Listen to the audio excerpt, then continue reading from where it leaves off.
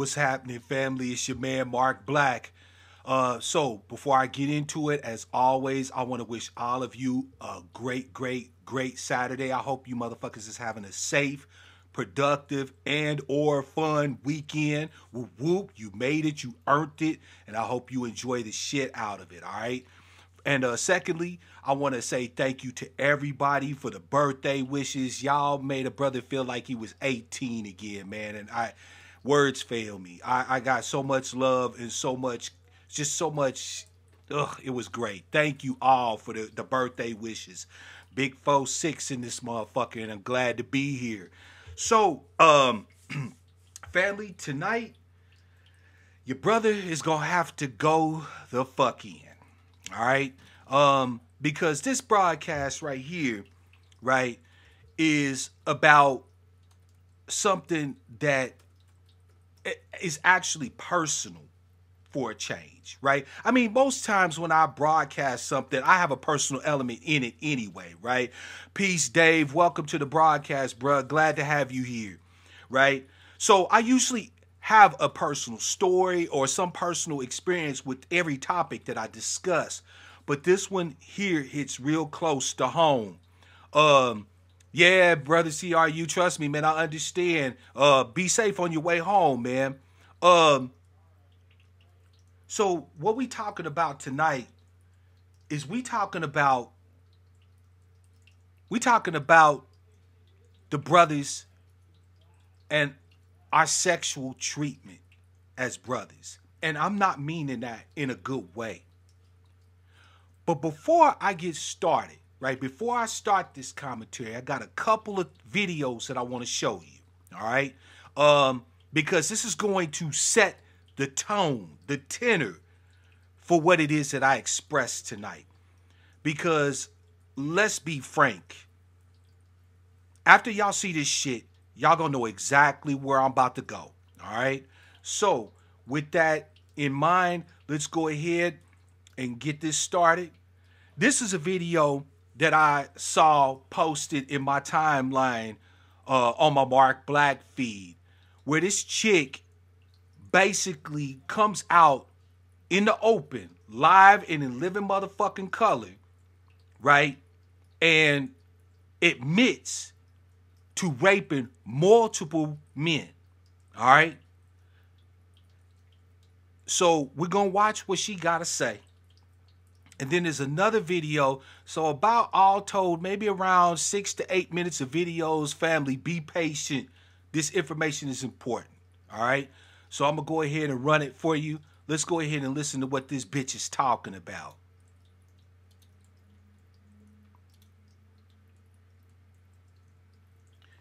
Wait a minute. Can y'all hear what she's saying?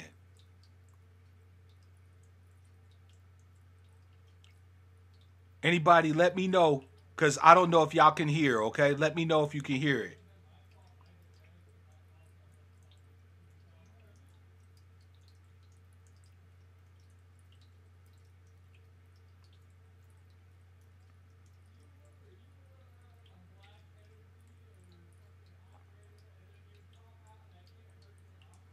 Can't hear it. Got you. Okay. I'll go ahead and fix that. I thought that might be the case. Let me see how I can address that here. Give me just a moment. So, all right. Give me just a second here. I'll see how I can fix that. No worries. Universal, welcome to the broadcast. You know what? Fuck that. I'll just go ahead and pop the link here in the chat. And y'all could go ahead. I'm going to give y'all a moment or two to go ahead and just watch this shit. So give me just a second. And we're going to let y'all see what the fuck I'm talking about. Give me just a moment here. I'm going to pop the link in the chat for you. Please, it's about a minute long. Go ahead and take a minute to watch the video and listen to what this motherfucker's saying, all right? And then once y'all done, all right, I'm going to go ahead and pop the link to the second video. So I'm going to give y'all just a few minutes to go ahead and check these out, all right? And while y'all doing that, I'm just going to chill for a minute here and let y'all check that out, okay? And then we gonna talk about some shit, because this is fuckery. This is mad fuckery on an untold scale, and it's something that we don't even get a chance to really discuss. we don't even get a chance to really talk about. You know what I'm saying? We don't really get a chance to talk about this shit. So I'm going to go ahead and take that off of there.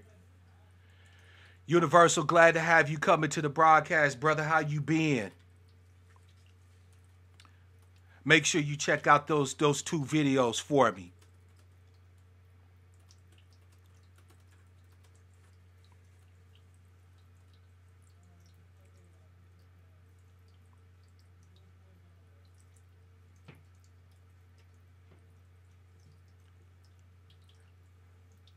I'm gonna tell you, family, that shit had me. That shit still got me. I'm absolutely floored, outraged, absolutely fucking floored.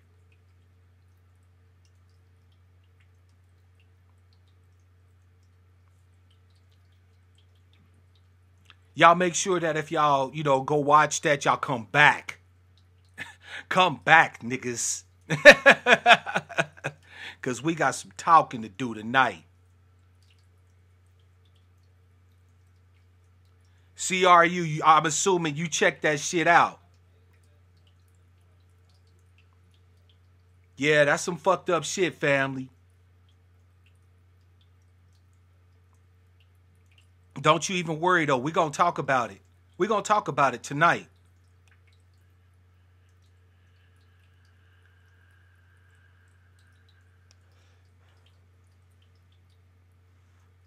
We are going to talk about it tonight, goddammit. Because I'll be honest with you, I'm sick of this shit. I'm absolutely sick of this shit.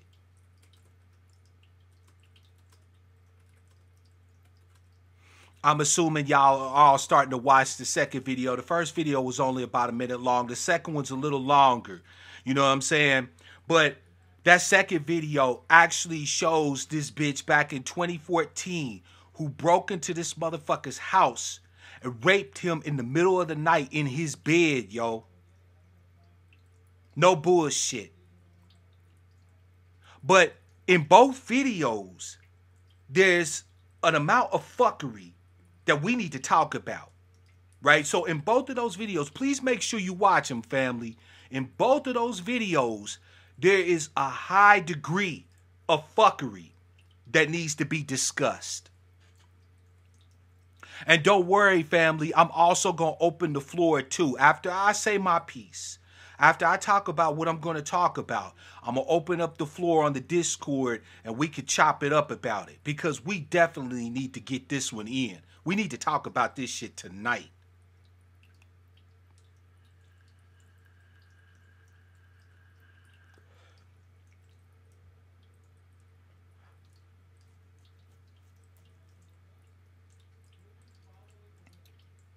Because I got some information for you too, family. I got some information for you. See, because unlike these mealy-mouthed bitches that always try to tell us that we ain't talking about nothing, right? That always try to deflect, that always try to discredit what we saying, I brought some motherfucking receipts, right? What is it they like to say? Spilling the tea? Yeah, your boy Mark Black is going to spill the motherfucking tea on this shit tonight. And when I'm done, it ain't gonna be no motherfucking body that can say shit.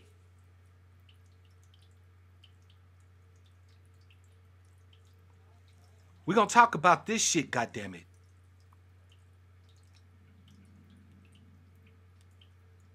Alan, you feel me?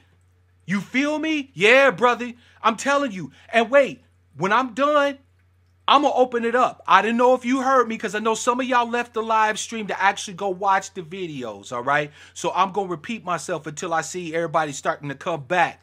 But I'm going to open up the floor. So after I say what I got to say on it, I'm going to open it up because I want the brothers to have an opportunity to talk about how this shit is affecting them. If there's any brothers, let me tell you something. If you have faced or are facing what I'm about to talk about tonight, I want you to understand something. This is a safe space for you. I want you to feel free to open up, to get this shit off your motherfucking chest And don't worry, brothers. I got your back. And I'm going to demonstrate that shit to you tonight. Yeah, Alan, that was some crazy ass shit, bruh. Crazy.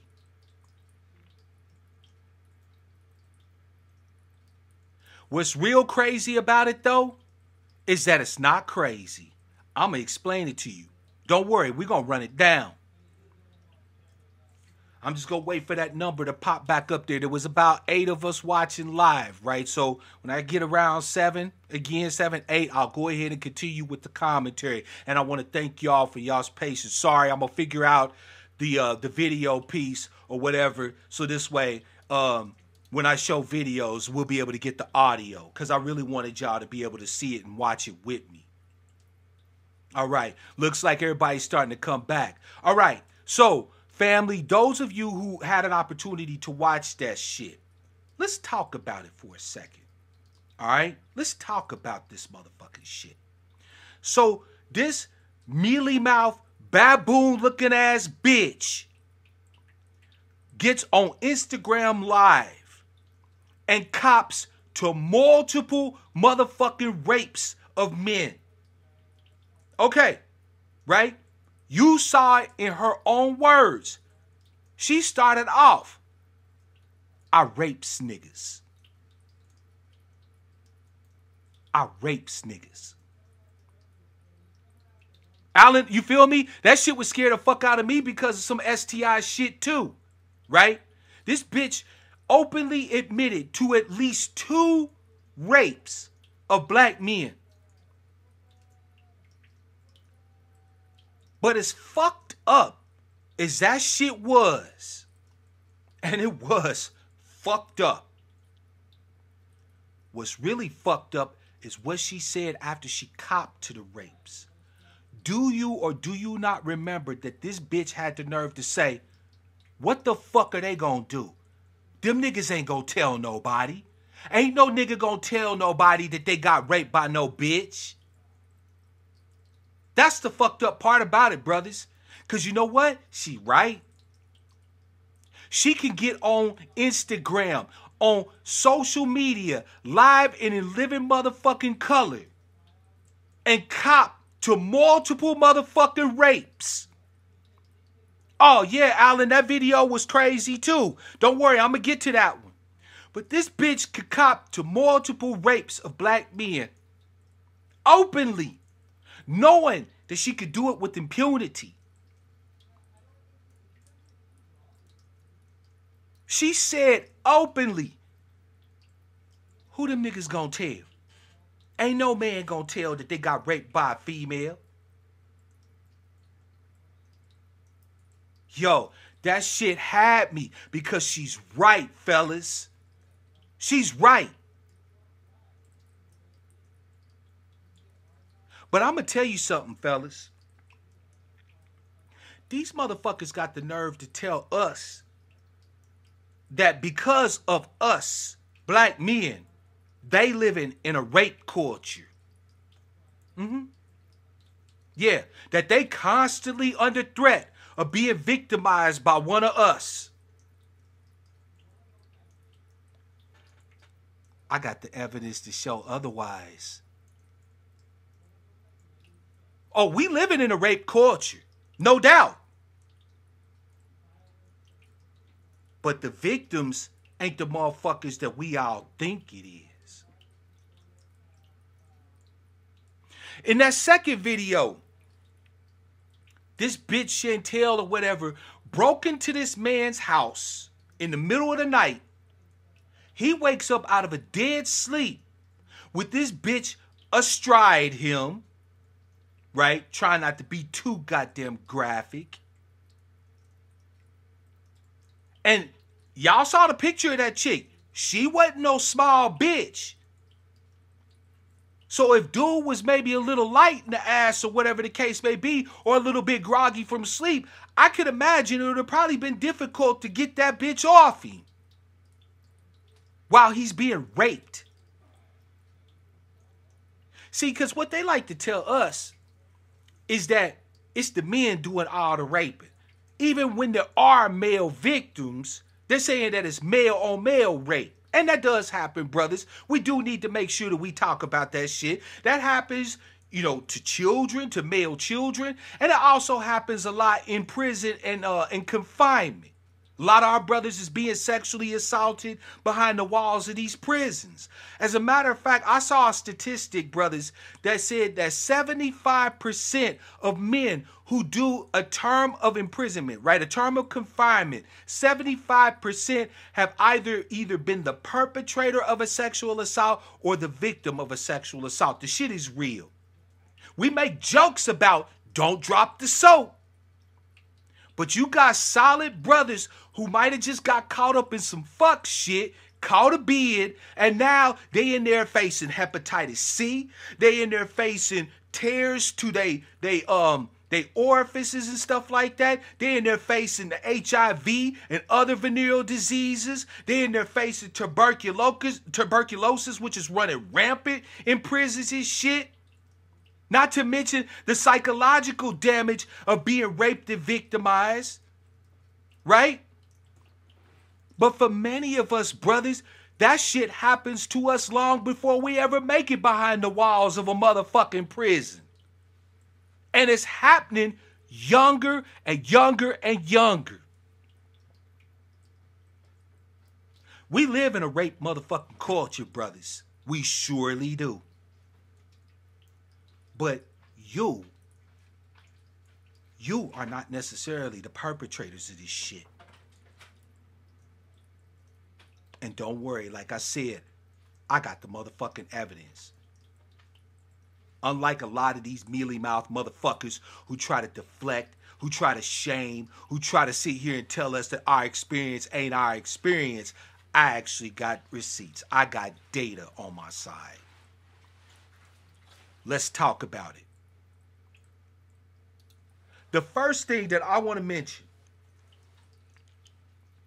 and the reason why I titled this motherfucking broadcast Dick on a Light Switch, is because before we talk about anything else regarding black male sexuality and black male sexual victimization, peace, Sister Kendra, welcome to the broadcast. I'm glad to have you.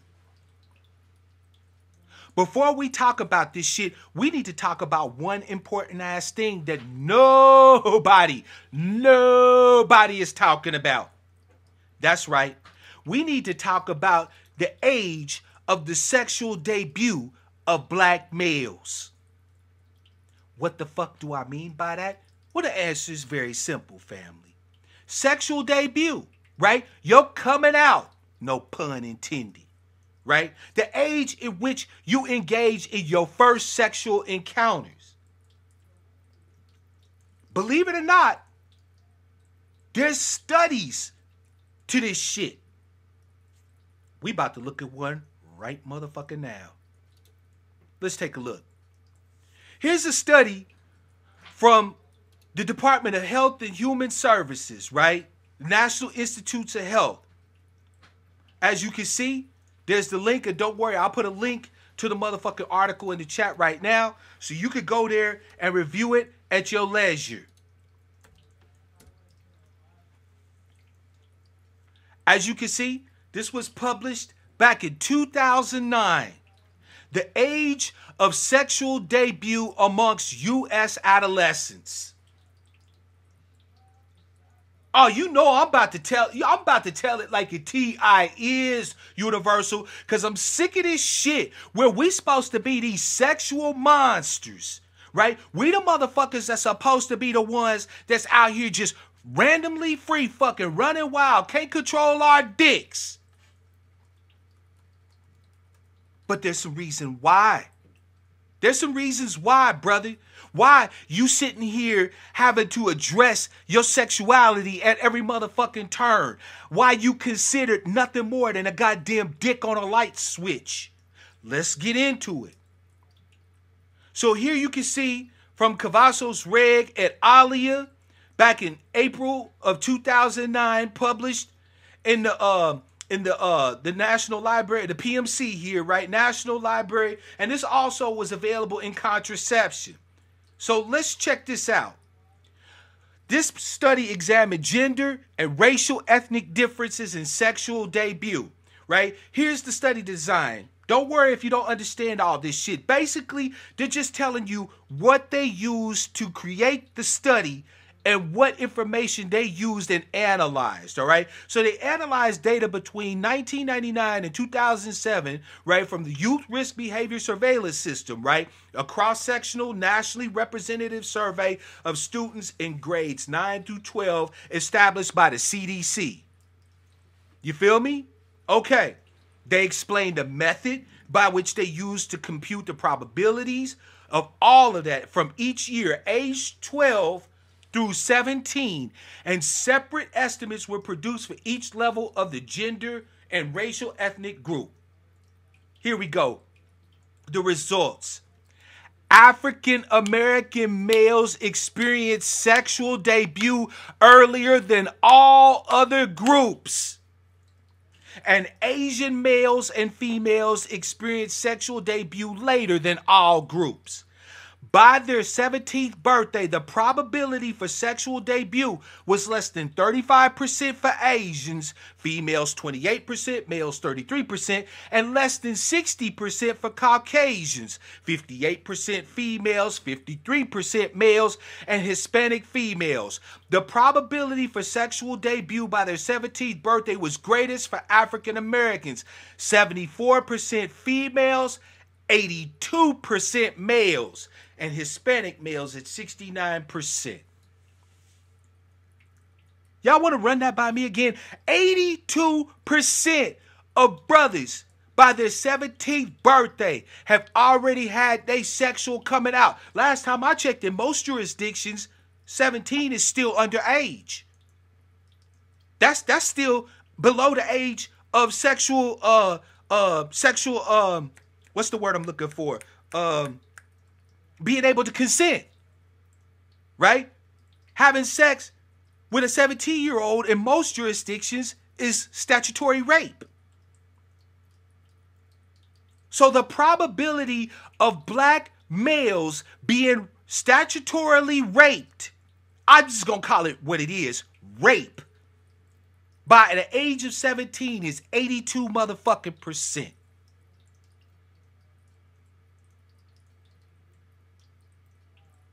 82 motherfucking percent.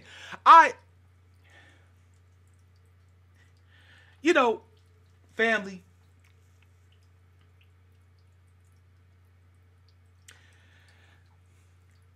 you want to hear some sick shit? CRU, nobody's smashing nobody. You have to understand, brother. This doesn't necessarily mean that we out there smashing people, because understand something. This study, while it talks about the sexual debut of black males being higher than everybody else, it doesn't address how they're being introduced sexually into their role as sexual beings. So it ain't about smashing. Get that out of your head, right? As a matter of fact, the conclusion of the study said these results demonstrate a need for sexual education programs and policy to be sensitive to the roles of race and ethnicity in sexual debut. Now, it does mention that first sexual intercourse or sexual debut is a normal part of human development, right? And that the proportion of high school students who are sexually active has remained steady and all of this and that, right? But what they found that was interesting was that when you go and look through the study, the methods, how they gathered the data, okay? Let's take a look at the analysis piece, because this part here is going to fuck you up. Here's the results of the analysis, all right? When you go in to here, okay? Let's read this. The likelihood of sexual debut, right? Meaning one being the likelihood of surviving free of sexual debut, right? Because what the study is saying is that while we're tabulating or calculating the sexual debut or the average age of sexual debut for these respective groups, the good thing is to actually survive up to a certain age free from having engaged in sexual activity, right? Because the older you are before you start to indulge in sexual activity, the less likely you are to be risking yourself in risky behaviors and so on and so forth. Remember, this was derived from data that was part of a risk and assessment study of youth. Okay, Kendra says, so that's what always puzzled me. Do the black boys see themselves as victims? Are they pressured not to? Do they see it as a good thing unless the perpetrator was male? Yes, yes, and yes. In short, but I'm going to elaborate in a bit. Great motherfucking questions. So let's look at this. The likelihood of sexual debut by the 12th birthday was less than 10% for all groups except African American males, which was at 15%. So we're talking about 15% of age 12 black boys were likely to have already experienced their sexual debut. By the 14th birthday, the likelihood of sexual debut was at 20% or less for all groups except Hispanic males at 23% and African American males at 42%. So 2 more years beyond 12. And the likelihood of a black boy having experienced his sexual debut jumps up to almost 50%.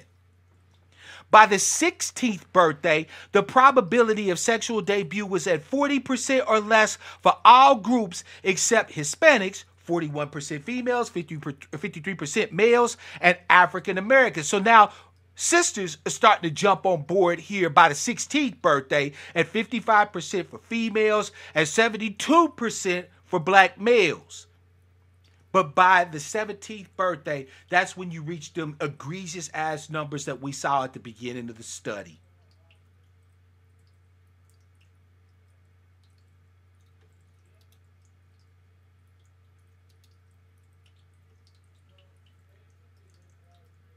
Them numbers are motherfucking atrocious. Alan said, we didn't have fathers, and we were told by older boys that's what we need to do. Facts. There's also a little bit more to it. Because I told you, we're going to discuss it. And like always, I share my own personal stories. All right. So, my actual sexual debut was at 5 years old. I was 5 years old when I had my first sexual encounter. Now, I was not even old enough to necessarily get wood. I still didn't have, my nuts probably hadn't even dropped yet. You know what I'm saying? I had, I was hairless, you know what I'm saying? At 5, just baby nuts if I had any. But my first sexual experience was 5 years old. And I can remember it like it was yesterday. It was my auntie. It was my aunt on my stepfather's side. I ain't gonna say her name. Here was the circumstances. So when I was young, I was a very nervous child, right? I think most smart kids really do have like a nervous condition because they know a lot of shit, but they trapped with this big fucking brain and this little bitty ass body, right? So I was a very nervous child. Plus, I was getting beatings a lot by my stepfather and sometimes whippings and beatings from my mother. Sometimes, not all the time. She wasn't quite, nowhere. As a matter of fact, she wasn't nearly as abusive to me as my stepfather was, right? But she did at times whip me for no reason, shit like that, all right? So I had experienced quite a bit of physical abuse, and I was already high-strung, very nervous child, all right? So I had a problem with bedwetting. Kendra, no worries, sister. See, I'm letting my brothers know. I'm sharing my story because, brothers, we need to understand that it's okay for us to talk about this shit. It's okay for us to turn to each other and tell each other what the fuck is happening to us. You may have your experience denied everywhere, but here at Black Outcast Media, you have the floor. Here, you can speak your shit. So no, Kendra, don't be sorry, sister. You know what? I look at it like this. I went through what I went through. So now I get an opportunity to help somebody else who might have went through the same shit I went through. Thank goodness I have the strength. Thank goodness I've been able to make the healing to be able to share my experience. So I appreciate what you're saying, but don't you worry, sister. I'm good. All right? But like I was saying, I was a pretty high-strung kid, so I had a problem with bedwetting. Okay? I pissed the bed. I ain't gonna talk like white people. I pissed in the bed. All right? So fuck you. That was what it was. As a matter of fact, I pissed in the bed. Actually, I stopped pissing in the bed so much in my teens, like in my early teens, but even well into my adulthood, there was times when I still would wake up having pissed the bed. Because again, for very many years, I was just high fucking strung. You know what I'm saying? Stressed the fuck out. From a kid. Exactly, Cease. I learned. I ain't take no L's. I learned from this shit. So, my auntie, I love my auntie, right? I still love her today. Even though I know now what she did was not appropriate. But my auntie was one of my favorite people. Whenever I saw this big, beautiful Amazonian chocolate motherfucker, it was like heaven on earth. She was big and she was strong, but she was pretty. And she had this really dark, beautiful skin. Like I said, she looked like a motherfucking Amazon. Broad shoulders, muscular, but all curves. She was beautiful. Right? And when I saw her, I just was always amazed by her. I love my auntie, you feel me? So when she would come and swoop a nigga up and be like, we going to my house, you staying at my house for the weekend or whatever, cool. You feel me? I was all in. This is my beloved aunt. Yes, Kendra, I know now that wetting the bed like that is definitely a result of trauma. I would estimate that I probably suffered from PTSD well into my 30s. Well into my 30s. One day, I actually need to write a book. I'm thinking about titling it The Diary of a Dead Black Man, even though I'm still alive. Because so many portions of my life I've had, in a sense, to die to in order to keep living. I done been through some shit, folks. And what's the crazy part about it is my story ain't even motherfucking unique. While we keeping it a full fucking buck. So anyway, my aunt swoops over to the house. She shoots through. She picks a nigga up. We going over to her house. I'll never forget her house she was staying in. This place was a motherfucking rat trap, family. Imagine living in a house where if you upstairs, there's holes in the floor where you can see downstairs. It's one of them old ass houses where they don't even have drywall on the walls, right? They got that old plaster latch shit with the wood strips in the wall covered in plaster. There was roaches, there was rats, you know, it was the ghetto. But it was her shit, and I didn't care nothing about that. I stayed in the projects. We had rats and roaches too, right? I was just glad to be there with my aunt. So we over at our house, kicking it, having a good old time. Anyway, she put me to bed. I go to bed. And sure enough, like motherfucking clockwork, I wake up the next morning and I had pissed in the bed. I'm scared as fuck. Because at home, I get beat like a dog when I piss in the bed. So I'm trying to get up and snatch the sheets off the bed. But of course, when you piss the bed, the shit gets in the mattress. So the mattress is wet. You can't dry that. But all I'm thinking is that she gonna kill me. I remember when I was a boy thinking a lot. that this beating is going to be the one where I die. And it never happened. You know? Right? Brothers, you know what the fuck I'm talking about. So, she come in and she found me, 5 years old, this little short, fat motherfucker, snatching the sheets off the bed. Room smell like piss. And she grabbed a belt and she started whooping my ass. Fuck. Another whooping. Right?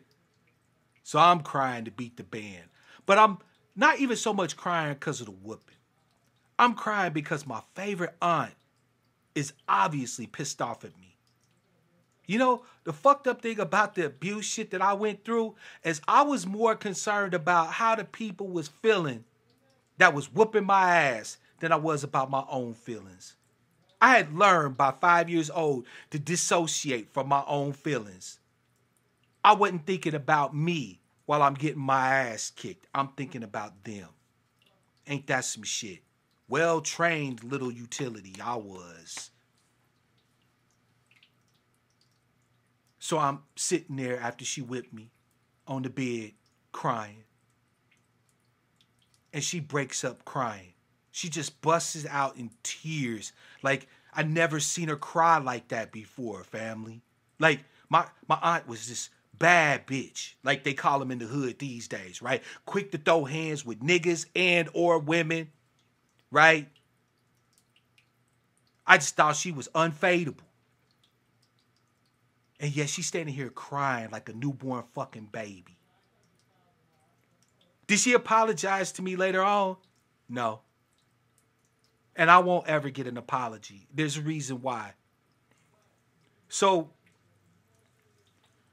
she calls me over to her, right? Because she's got tears just running down her motherfucking face, right? Because this is the first time she ever whipped me. So she calls me over to her and she's holding me close, squeezing me so hard, like really hard. You know, like she's trying to squeeze me into her, you know? Right? Yeah, Kendra, you know exactly what I'm talking about. Kendra's killing the game tonight because she's telling you, family, some real hard truths. There's some reasons why brothers, everybody try to say that brothers don't know how to communicate. Because a lot of them motherfuckers that have been abused so bad, they done learned to dissociate from anything resembling feelings. Just so that they can survive what the fuck they facing.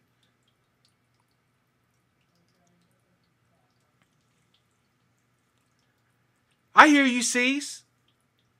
But there's no need. There's no need for her to confess. There's no need even for an apology. Right? Not for me.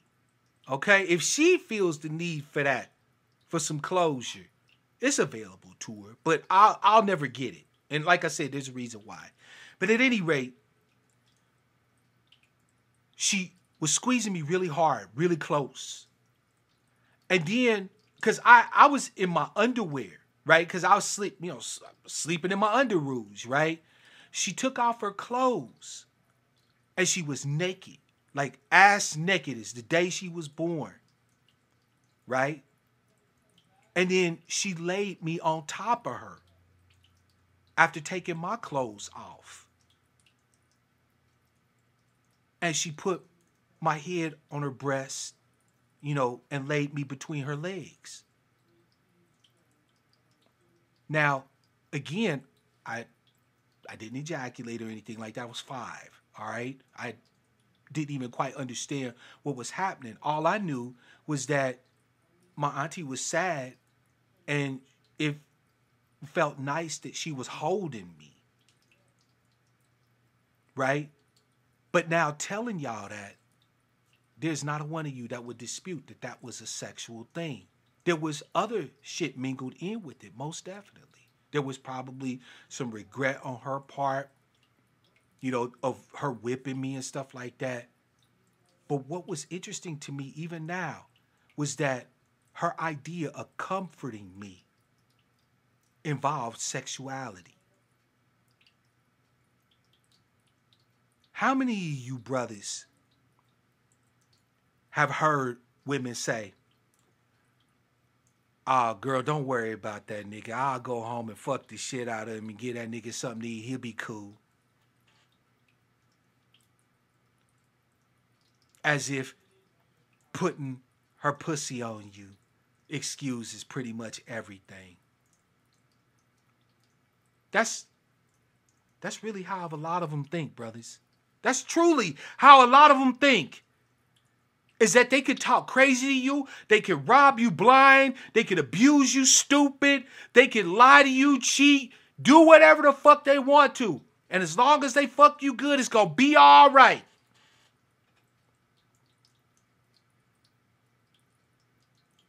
Because pussy's comfort to us, right, brothers? Not being respected, not being cared for, not being valued, loved, treated like a fucking mammal. No. Just throw some pussy at him. He'll be all right. Oh, that nigga mad. Girl, you better go home and get that nigga some. He'll be all right.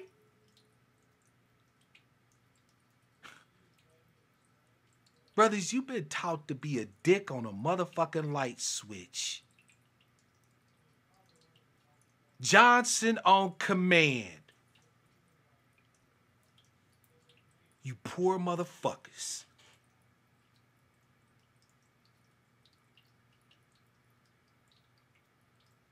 My auntie subsequently was convicted of a murder and has been in prison ever since. She's been ruled by the court system to be criminally insane, so she ain't never getting out. I've talked to her in years previous. I still got mad love for her. She's still one of my favorite aunts. But I ain't forgot. She ain't never mentioned it. I don't need her to. I know what happened.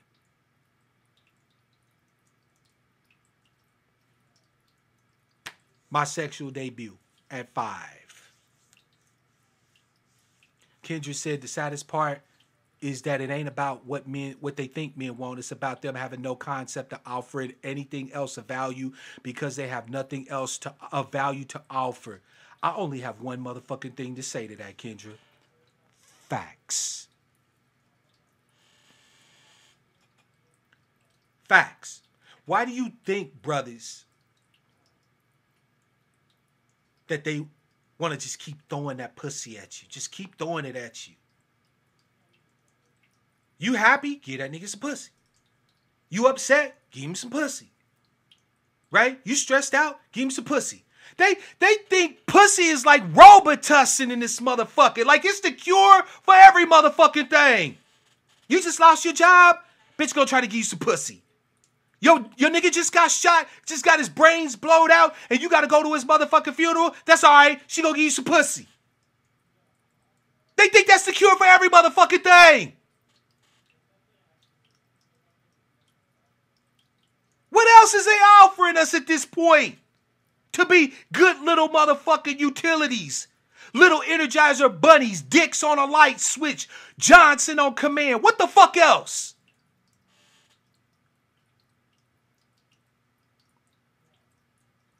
Kendra said, it's interesting to me, the male side of molestation and rape.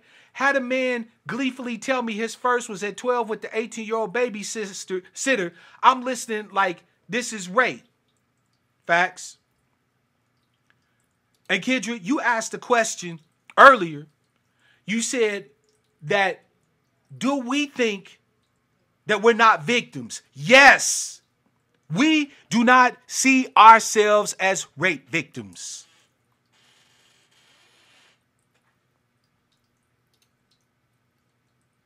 If pussy was a stock, that shit would be plummeting. Goddamn right. But brothers, let's face facts. We done been acculturated on some fuckboy shit. Pun intended. Because here we are. 8, 9, 10. Peace, Jazz. Welcome to the broadcast, sister. 11, 12 years old boys being introduced into man shit. and told by everybody around us how lucky we are. You ain't no victim, boy. Look at my son. That's my mans and them. Shit, my 12-year-old boy just got him some pussy. Shit starts with your crazy ass, messed up PTSD having ass daddy. And his brothers. And your brothers. All the older boys who was treated the same way before you, thinking that they introducing you to the club. That's your initiation, nigga. You got you some pussy. That's your initiation into manhood. Not you got your first job. Not that you just built your first thing.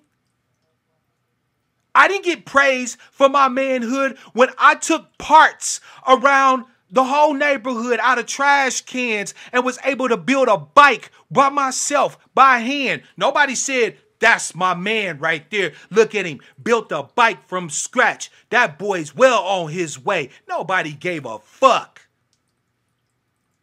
But you know how much shade I got? Because other than in non-consensual instances, I had never had any sexual activity with somebody. Because my next sexual experience was at 7. And this time, it was with a male. No, he was not a black male. He was a white male. I was going to a Baptist church. Going to a Baptist church in my city. And I used to love to go to church. I've told y'all that when I was a kid, man. I loved going to church, right? Because I was smart. And you got rewards and shit. Peace. Welcome to the broadcast, Victor. Thank you for the support. Hope you stay a while. If you haven't subscribed, please hit that subscribe button. Hit me with a like if you like it. Hit me with a thumbs down if you hate. But stick around a bit. And thanks for showing up. So we're going to church. And I'm having a good old time at church. And I love music. Love music, right? So when the piano gets to playing and shit, every Sunday we singing hymns, you know, Amazing Grace and all those old, good old, you know, Baptist songs, right? You know, baptized by the blood of Jesus and all that other shit. I love that shit. So I wanted to learn how to play the piano myself. And my mother, to her eternal credit, shout out to you, little fat. My mother may not have always made the right choices and done all the right shit.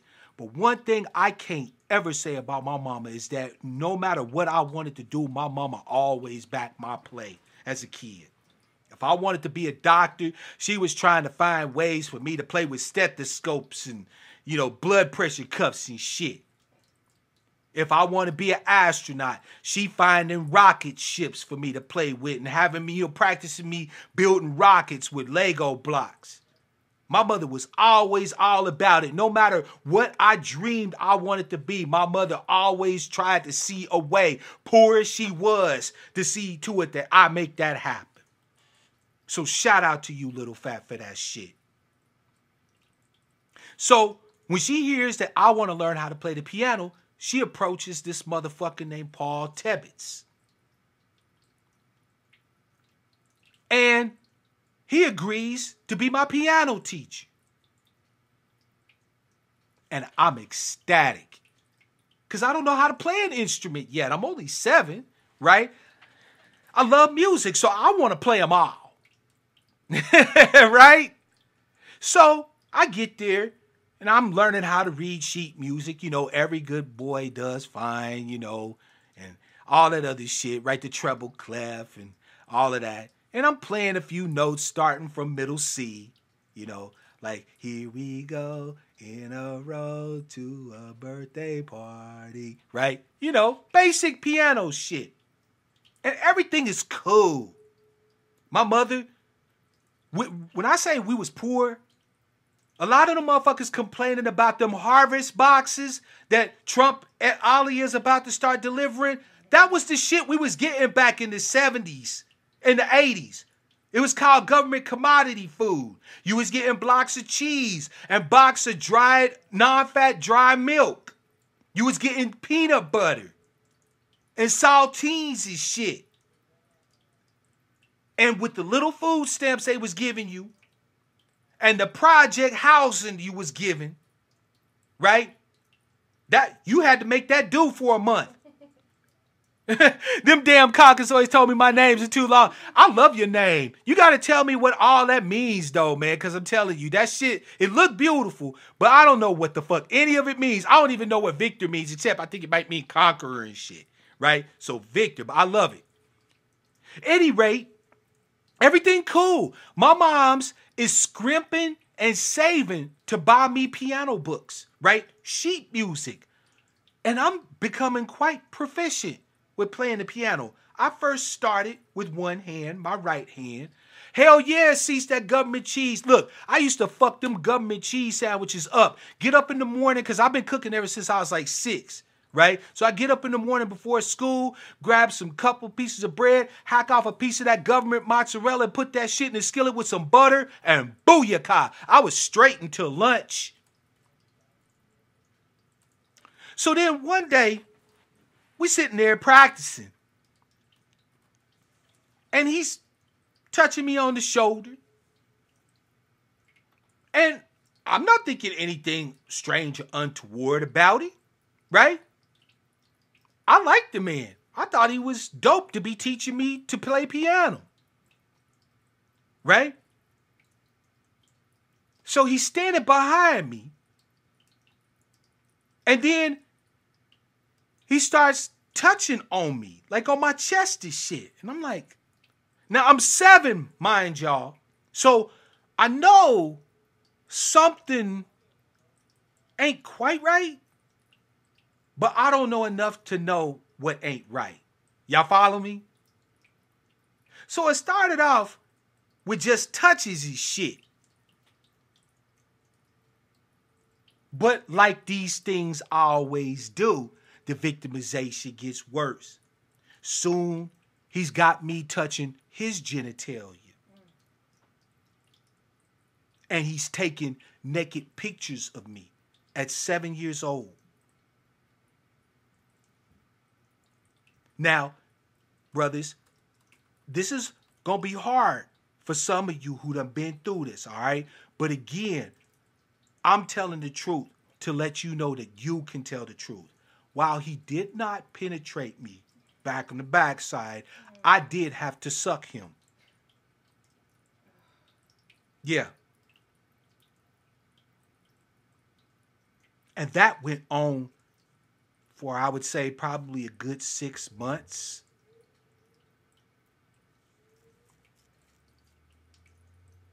And I don't know what the fuck to do, brother. I'm telling you, I don't know what to do.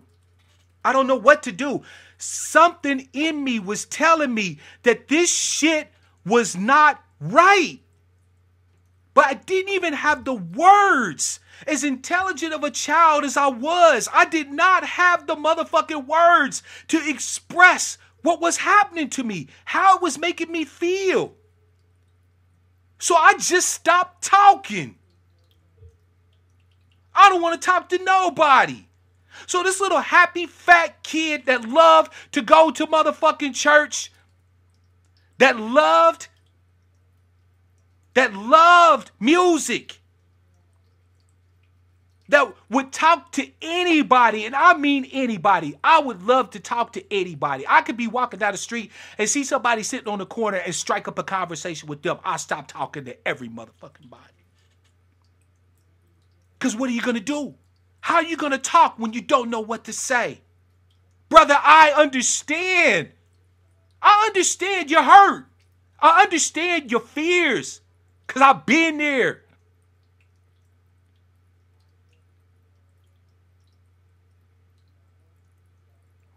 So 7 turned into 8.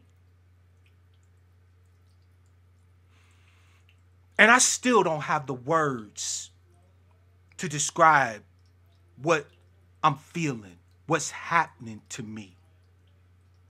Thank you, Tony. I know I'm not the only brother out there that done been through this shit. I know I'm not. There's a reason why this whole motherfucking world tries to perpetuate the myth that niggas ain't shit but dicks on a light switch, meat puppets with 2 balls and a Johnson. That's because they projecting their bullshit off onto us. I was a child. Happy-go-lucky. My favorite thing in the world was nuclear physics and Shakespeare. And playing with my motherfucking G.I. Joes, nigga. And here I am, being sexually abused and don't even know what the fuck it is. Because remember, everybody tell the girls, right? Girl, that's your pee-pee down there. That's your vagina, right? Don't let nobody touch your vagina. Ain't nobody telling us that. Everybody telling us that if we get touched down there, nigga, you done made it. You done hit the lottery. You a man now. Your boys is at school being raped. Your boys are at church being raped. Your boys are every motherfucking where being raped and assaulted. And the only difference between them and your girls is that your girls might actually have somebody tell them that what happened to them was wrong and offer them some support. Your boys is just out there. If they're lucky, quote unquote, it was a female that did to them. Assuming they're heteronormative, right? So assuming that your boy thinks girls ain't so bad, right? He might throw a mud pie at them every so often, but he ain't hating girls, meaning he's heteronormative.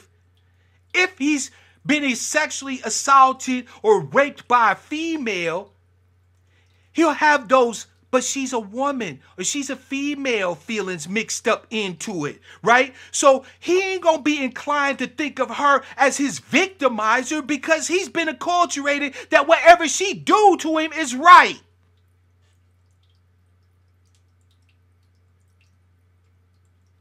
Jazz, let brothers blacks' life help you and yours. That's why I'm telling my motherfucking stories. Finally, family, after about 9 months of this shit, there was an incident that turned the corner for me. I was sitting in the pews one day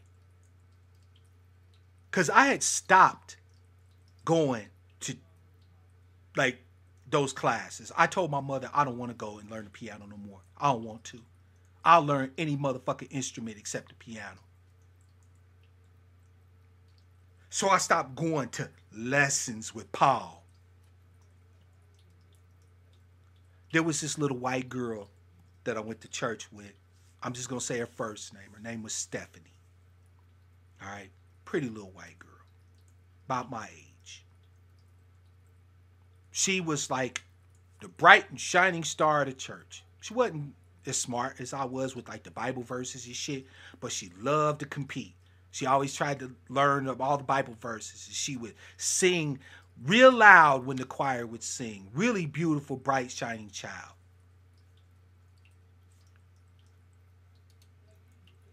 And then all of a sudden, this little bright, shining child who you couldn't shut the fuck up wasn't saying nothing to nobody. And her hair greasy. And she wearing dull, drab clothes. And instead of standing up in the pew and clapping along with the choir, she's hiding down in the motherfucker. And every so often, I watch her glance over in his direction. And I said, oh no. Oh no. See, because even though I stopped taking lessons whenever he had a chance to get at me, like at church, or sometimes he would offer to take me places, like he'd take me to an amusement park or whatever and try to molest me at amusement parks and shit like that, right? So it didn't end just because I stopped taking the lessons, because I hadn't told my mother shit. But when I saw what happened to Stephanie, I said, no. So one last time, he picked me up and took me to an amusement park. Bought me all these little toys and shit like that. Right? Jazz, you'd be surprised. There's all sorts of reactions that children have when they're sexually assaulted. When they're raped. So he starts trying to take my clothes off. And I did something I had never done before. I looked him right in the motherfucking face. And I said, no. No, you will not do this to me. This ain't right. I don't know what this is. I still don't have the words yet. But I know I can't take no more of it. And I got to stop him somehow.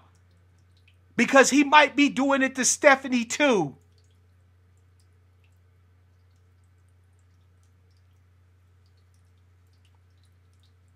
I had already learned at 7 that my pain don't matter.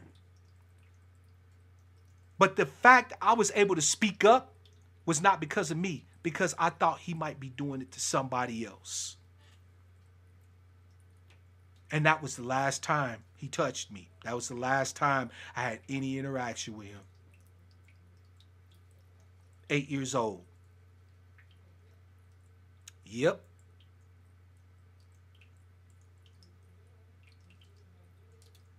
Oh, it ain't just Catholics, people.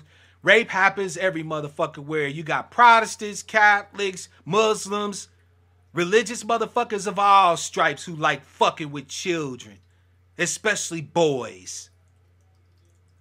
Because who the fuck is a boy gonna tell? Ain't nobody really looking to see him get assaulted, raped. If it's a female, the nigga just gotta come up. And if it's a dude, he's been told that dudes having sexual interactions with dudes is the filthiest, nastiest motherfucking thing on the planet Earth.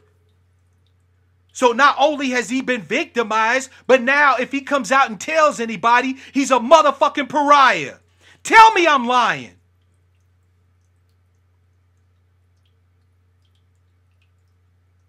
So not only has he been abused, raped, assaulted, but for him to cop to his own victimhood turns his ass into an outcast. Oh, this nigga got, he probably one of them gay boys now. He got fucked with by that dude. He got tampered with. We don't even say raped when it comes to boys. Especially if it was male on male. We say he been tampered with. Like he's been defiled in some way, shape, or fashion. Not what happened to him was defiling the foul motherfucker who did it to him. No, he's been defiled. Funny, we don't seem to give a fuck about black male virginity and purity unless it's being taken by another male. Because black women and black girls can take your take your innocence any fucking time they want. And you're supposed to chalk it up to, oh my God, I made it. I'm finally a man. Aren't I lucky?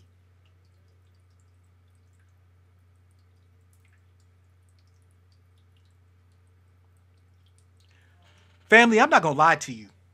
I wish I could say that I just made it through and everything was okay. But I can't. Because now at 11, 12, family, stop fucking deflecting. We're not talking about white folks right now.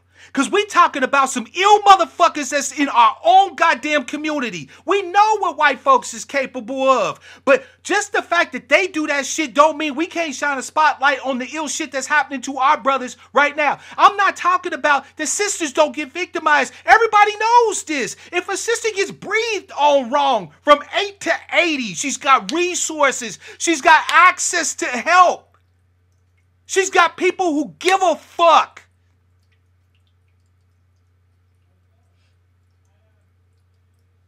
Your baby boys, your nephews, your sons are being fucking victimized, some of them right now as I'm speaking, and nobody wants to say shit.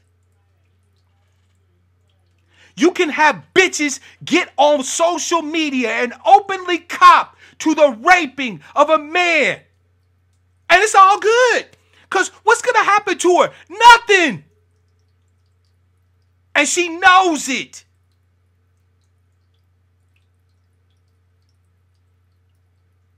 So fuck all this bullshit about what the pale people is doing and what the white. Fuck them. We got house cleaning to do over on this side of the motherfucking house. It was just like I told Sister Christine the other day. She said, why are we focusing on all this shit when we got more important battles to fight? As long as this fuck shit is happening between black men and black women, there is no motherfucking more important fight to fight.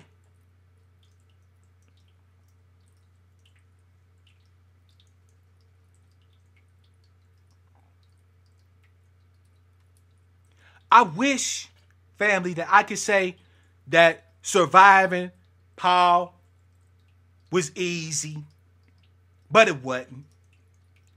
Because by the time I actually started feeling in any way sexual, now I'm confused.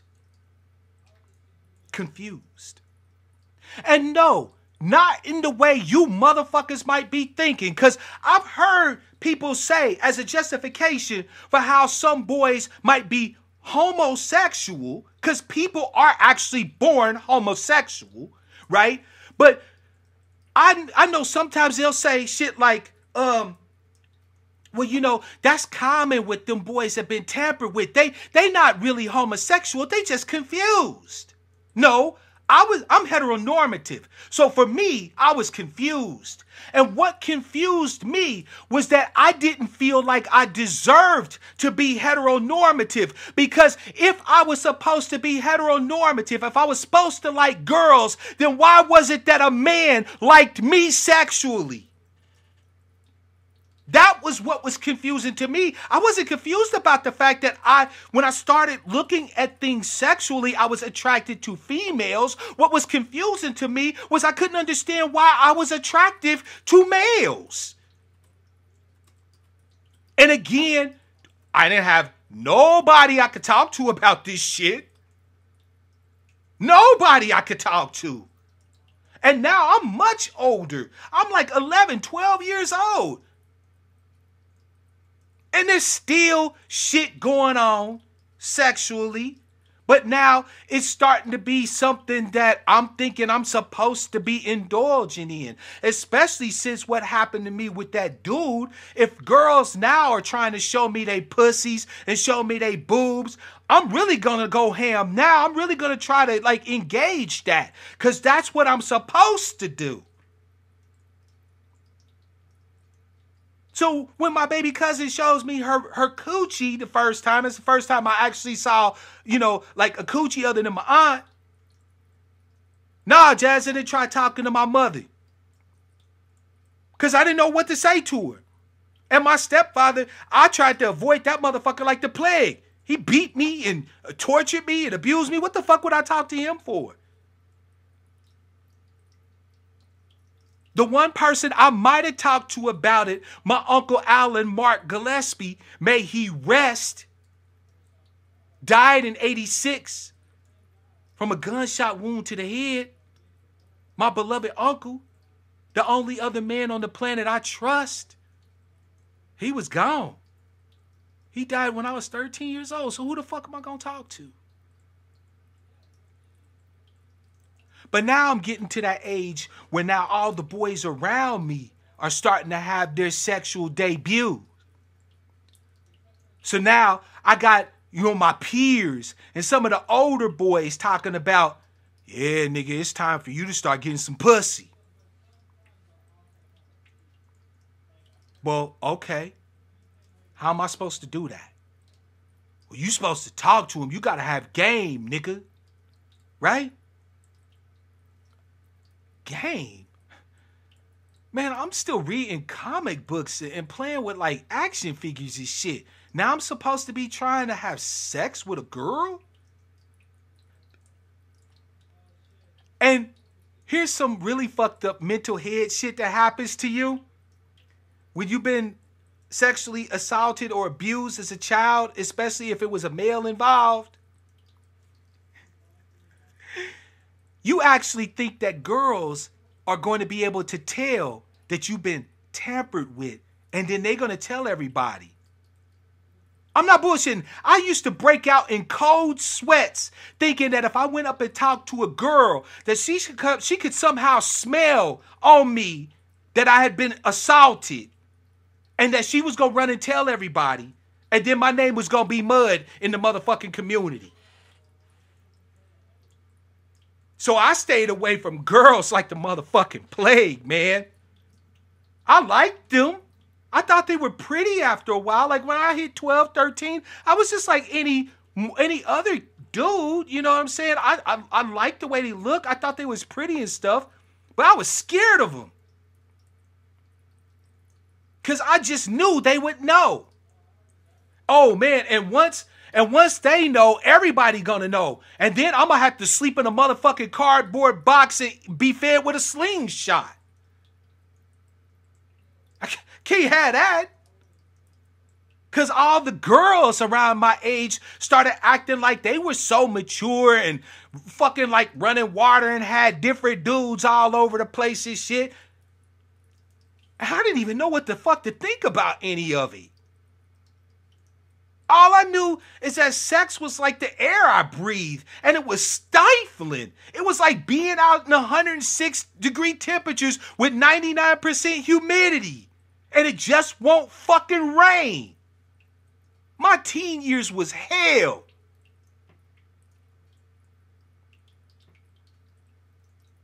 I didn't go to no dances. I didn't go to no proms. I had one girl that I liked when I was in high school. And she was my next door neighbor. And she wouldn't even give me the time of day. Why? Because I couldn't talk. I couldn't dance. I was a fat ass. So the one girl I would even think about showing any interest in had made it already clear she wasn't showing no interest in me.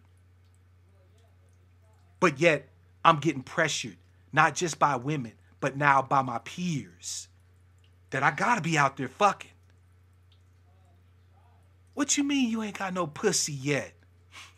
Nigga, I can still smell the Similac behind your ears. Fuck is wrong with you? All this pussy out here and you ain't getting none of it? I'm hearing that from 14, 15, 16.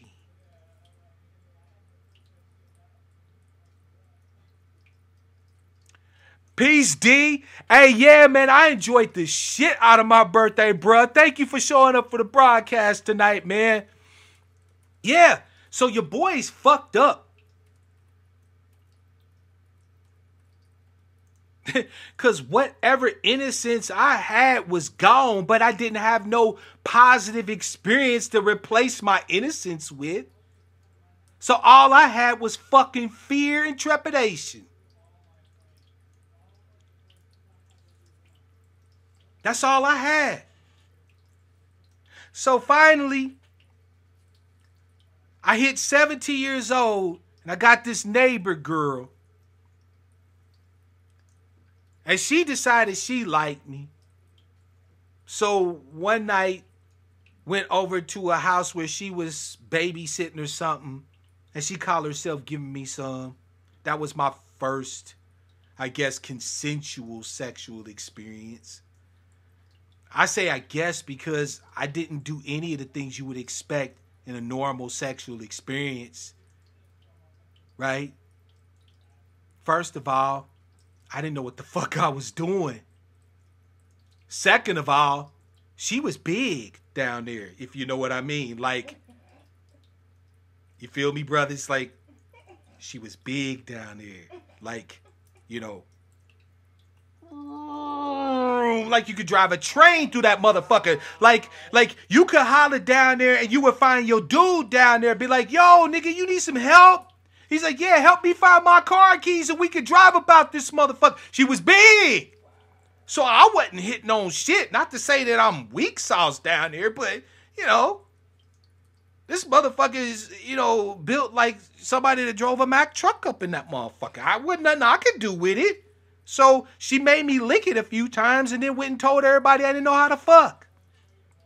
Great. So another one of my sexual secrets is out there. Not the one I'm most fearful of, but like second in line, that I'm now getting some and can't fuck. You feel me? I can't win for losing.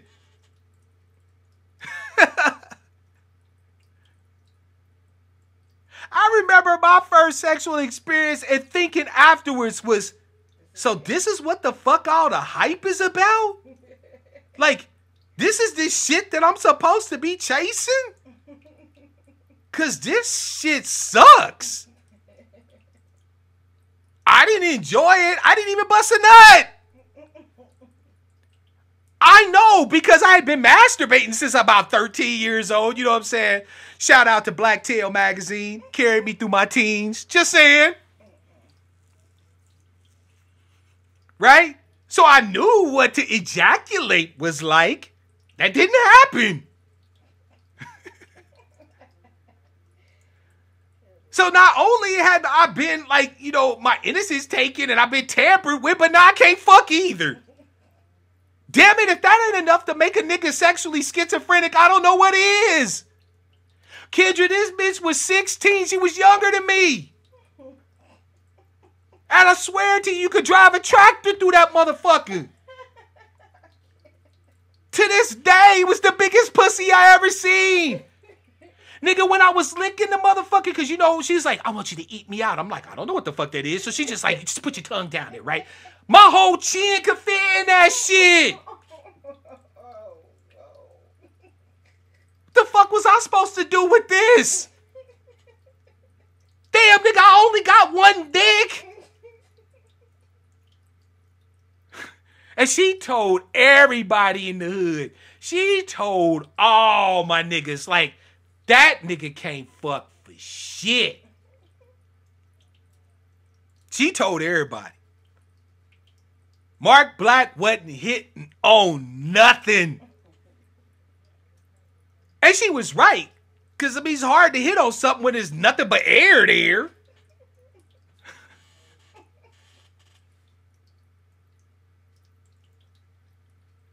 Oh, wait a minute. It gets better, brothers. Because you know, let's keep it a buck. Now that we're a little older, we can talk about eating pussy. But when you were 17 years old, nigga, sipping on your 40s with your dudes, talking about you that ate some girl's pussy was liable to get your ass knocked the fuck out. Nigga, what you doing drinking on my 40 and you eat pussy? That shit in my neighborhood was a motherfucking means to get your motherfucking wig split. Cause you could be fucking. Every nigga was okay with that. But you better not be licking it. What you doing licking this bitch? What? And you want to drink on my shit? Nigga, please. So when she told everybody that I had licked her pussy, it was a wrap. My rep was shot. Shot. The only pussy I had a hope of at that point was pity pussy. I was on some Mr. T shit. I pity the fool. You feel me? God damn, it sucked being a kid sexually. That shit's not right. I should have never been introduced to all the old crazy shit. No, that's Miss Black laughing in the background. I'm just saying, look, brothers, even when I was supposedly doing it the right way, I was still doing it the motherfucking wrong way.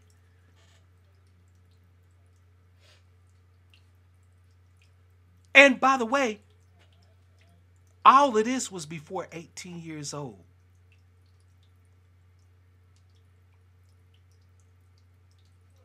All of this before 18.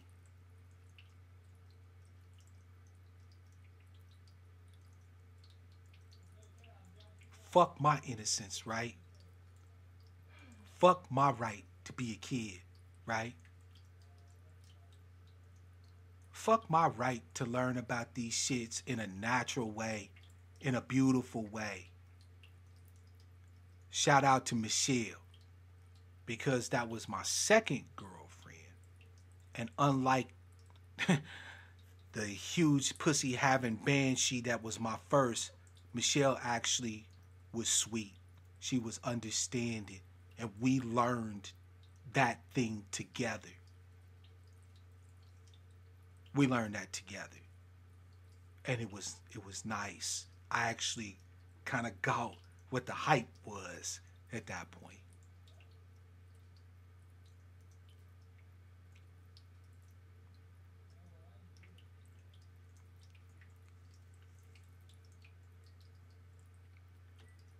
My story ain't unique. I wish I could say it was. My story ain't unique. My mother has 3 children, one of which is now deceased. Shout out to Thomas. May you rest, brother. My baby sister and I. And of her 3 children, all 3 of her children have been raped or sexually assaulted.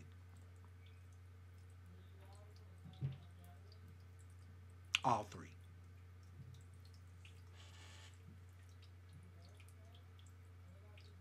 But we sitting here pointing fingers at white folks, at pale people. Yeah, a pale dude got at me. True. But the first experience I had was with a black woman, 5 years old.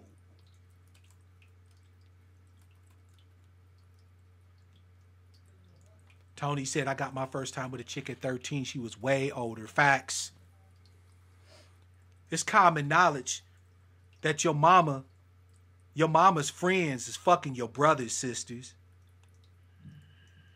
If you got an older brother or even a baby brother and y'all in y'all's teens, your mama's girlfriends is trying to fuck your brothers. That's common knowledge. That's the biggest unkept secret in the black community. Your mama's girlfriends is trying to have sex with your baby brothers and your older brothers. Soon as we get a little bit of hair on our face and some hair on our nuts, it's like open season. Girl, he done got so big. Tell me y'all ain't heard that one before. I can translate. That means he's getting to the point where I can fuck him.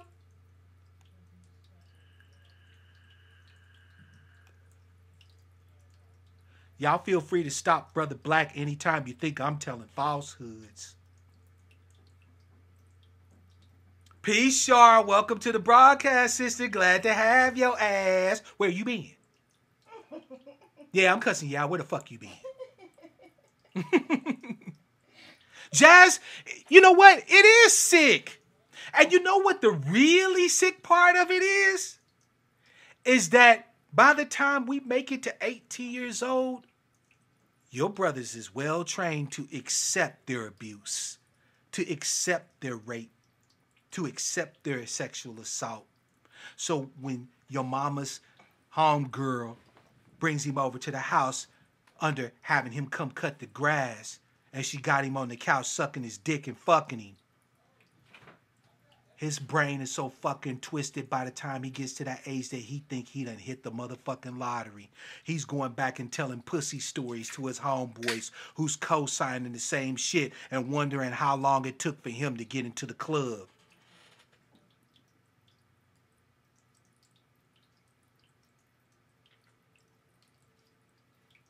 It's sick. And we ain't talking about it at all. We ain't talking about it at all.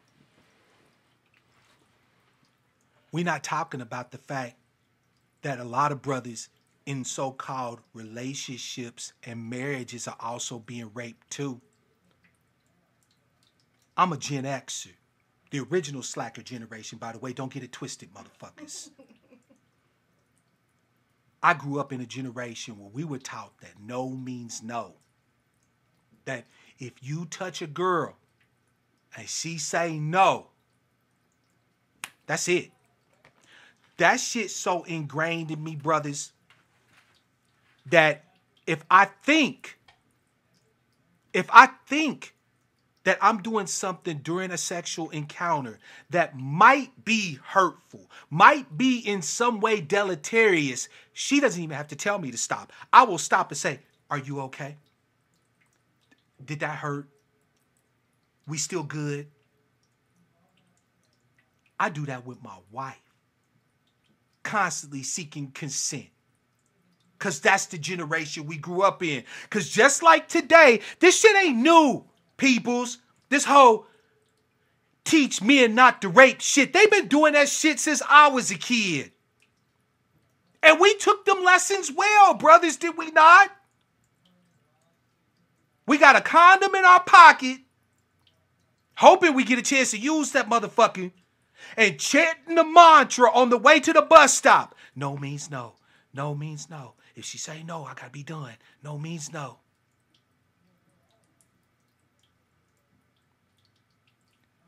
Well, what they didn't tell you, brother, is that no means no until you say it.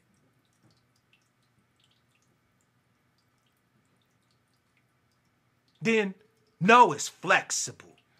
Then no doesn't really mean no. Because how many brothers done had to fuck when they ain't felt like fucking? Yeah, I said it. Brother, you done worked your ass off all day digging ditches and shit. And you come home and all you want to do is just lay the fuck down and hopefully get the motherfucking big piece of chicken. But she want to fuck. And you really tempted to say no because your back is hurting you and your legs is quivering because you've been cramping from sweating all motherfucking day. So you say, "Damn, baby, you know, I think you look good," right? So you trying to equivocate, right? You hoping to distract her. You girl, you know, I think you're beautiful and all, but I really though, I just, you know what I'm saying? I'm a hella tired, you know what I'm saying? And she's like, "Oh, but come on, baby. I know you tired. Just give me 5 minutes." Now, you trying to say no, but you don't really know how to say no because a black man can't say no to shit. So you sitting there not immediately full bore, full-throatedly saying yes is saying no. But she don't give a fuck. So you take off your clothes and you fuck anyway. You know what they call that if you do that to a woman in a marriage? That shit's called marital rape. She can have your ass locked up in prison if you making her fuck when she don't feel like fucking. But she does it to you whenever the fuck she feels like with impunity. How does it feel, brothers? To be dicks on a light switch.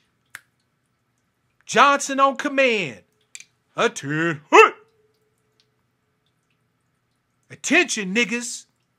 How the fuck does it feel?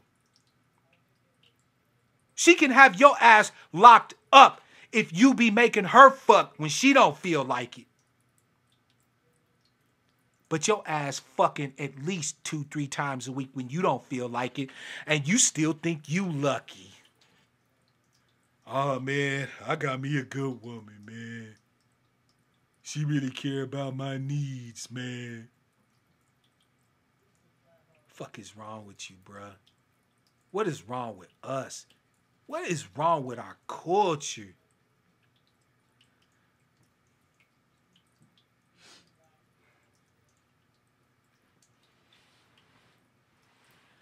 CRU, thank you for the donation, brother. I've been clean and sober now 5 years, so I don't drink beer, but I will definitely have something to drink after this.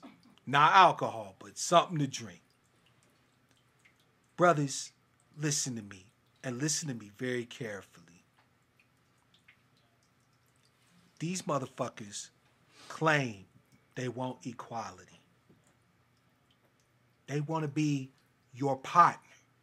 50-50 equal. I know, Jazz. Like I said, Jazz, I say it because if I don't say it, who gonna say it? See, ain't no shame in mine. Mine is a life well lived. With all the fuckery, I'm still kicking. Everybody in this motherfucker done tried to beat this old dog down, and the only thing they got to show for it is I got a few more gray hairs and a hell of a lot of lessons for their ass.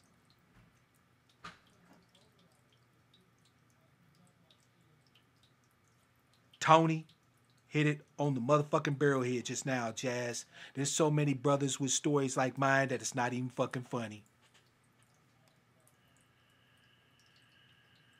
Kendra, look, that's not what I'm talking about, sister. Not at all. Because, believe it or not, a lot of sisters will give you some loving when they ain't necessarily feeling up to it, too. All right, I'm not talking about that. Right? It's okay that sometimes you might push a little, right? I'm not excusing it if it's a definitive no, but understand something, sisters.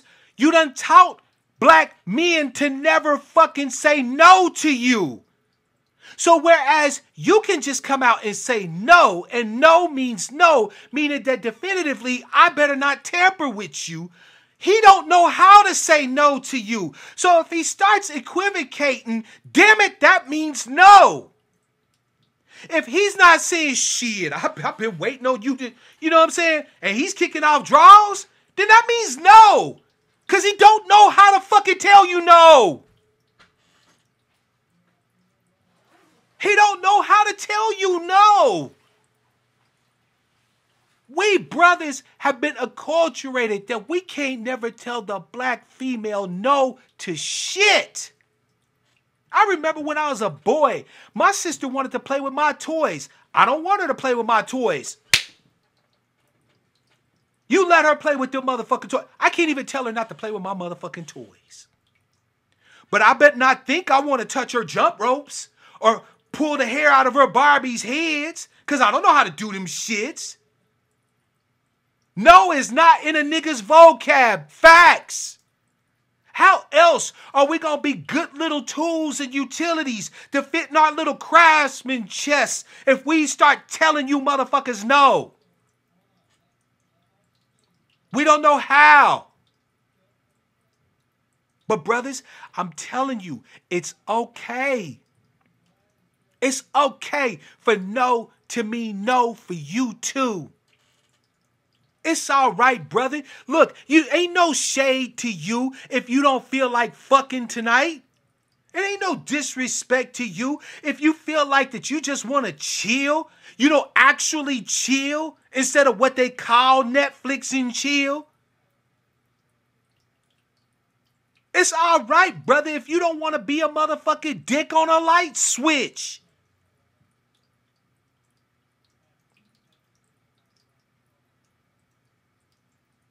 And brothers, we need to start talking about our experiences, brothers. We got to. I know it's scary, man, especially if you done been with a dude If it was a dude that victimized you, I know it's scary, but that ain't no shame on you. You were the one who was victimized. You weren't the perpetrator. Ain't no shame on you for that, man. You ain't been tampered with. You not defiled. You was violated. And you deserve support. You deserve our care and concern, brother. What happened to you was not your motherfucking fault. You are not to blame for what happened to you. Whether it was a female or whether it was a male, they violated the sanctity that is the beautiful black you, and they wasn't motherfucking right. It ain't you that's to blame. You the one that needs the healing, brother. If you can't speak to your folks, hit me up. Hit me on the back end of my channel. blackoutcastmedia@gmail.com. Talk to me. Pop into my motherfucking Discord. Link is there in the goddamn description. Matter of fact, before I end this broadcast tonight, I'm going to open it up. If brothers got something they want to say, they're going to get a chance to say it.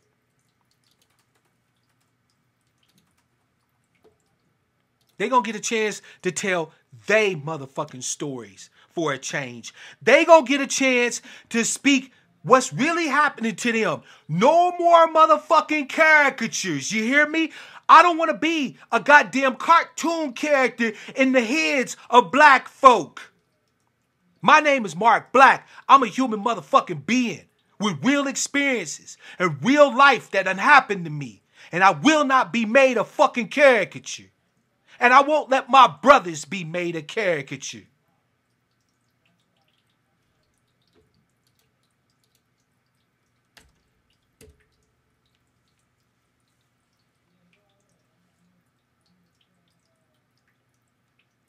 Family, if I'm angry, it's because I give a fuck. If I'm outraged, it's because I'm outraged over the hurt that's been done you. If it seemed like I'm going hard, it's because the trauma has to stop. We are in no condition to be fighting the pale people. We got way too much shit to fix before we can even start talking about that. And it starts with the stopping, the ceasing of the denying of black male reality in all of its aspects, in all of its forms. That shit's over with. I'm going to be out here speaking. And I'm going to be encouraging brothers to speak. And there's going to be a lot of shit that's said that seems hurtful, that seems hateful. And maybe some of it is. Maybe some of these bitches might have earned a little bit of goddamn ire, of rancor, of rage at the violation of people who, before they even had the words to express how they've been violated, they had their innocence taken away.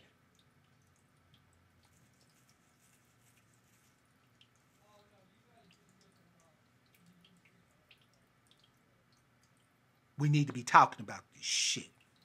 We need to be exposing these motherfuckers. We need to talk about the fact that, yes, we do live in a rape culture, because we have one whole half of our motherfucking ethnic group that 82% of them can't even make it to 17 years old without being raped.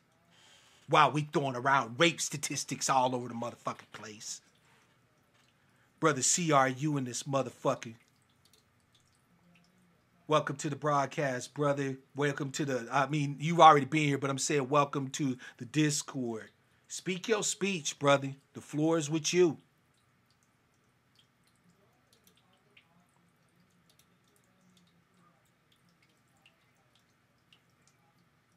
Tony, I appreciate it. I appreciate what you said, brother. That's why I slowed down my hoe chasing. I realized I was getting used. That's right. Facts. Facts. You was being used as a dick on a light switch. Don't feel too good, do it. Go ahead, CRU. Can you hear me now? Yes, sir. Okay, I ain't used to push to talk thing. I'm in the web page, not the app, but yeah. I just want to say, man, it's a powerful message you got right here. You know, it needs to be said, and not too many people are saying. That's right. Look, I'm going to tell you, it don't take courage for me to do what I do, right? Because there's enough outrage in me to carry me past any fear I might have had. The thought of my brothers facing this voiceless, advocateless, with no way to be able to even express what it is that's occurring to them, let alone have somebody to express it to. Nah, that shit burns me, bruh. Yeah, because like you said, even if you ask somebody to talk to, just getting the words out is a whole nother challenge, you know.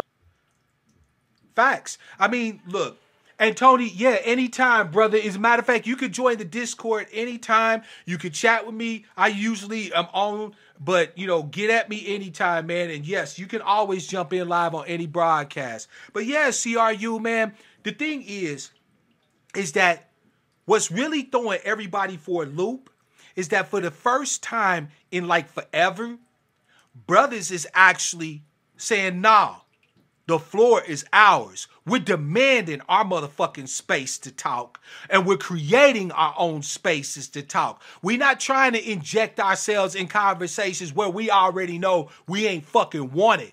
Because anytime the sisters is talking about their experiences, if a brother say, hey, but, you know, I'm experiencing that too, they be like, shut the fuck up. You always try to deflect from the black female experience. Well, you can only get told that so many times before you just say fuck it.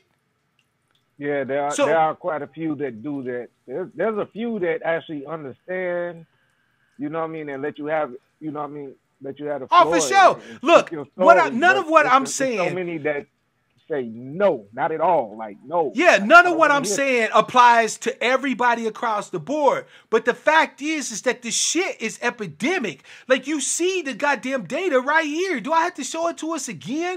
Look, brothers don't make it to 18 years old except at the slimmest rate without having experienced their sexual debut. This shit is wrong as fuck.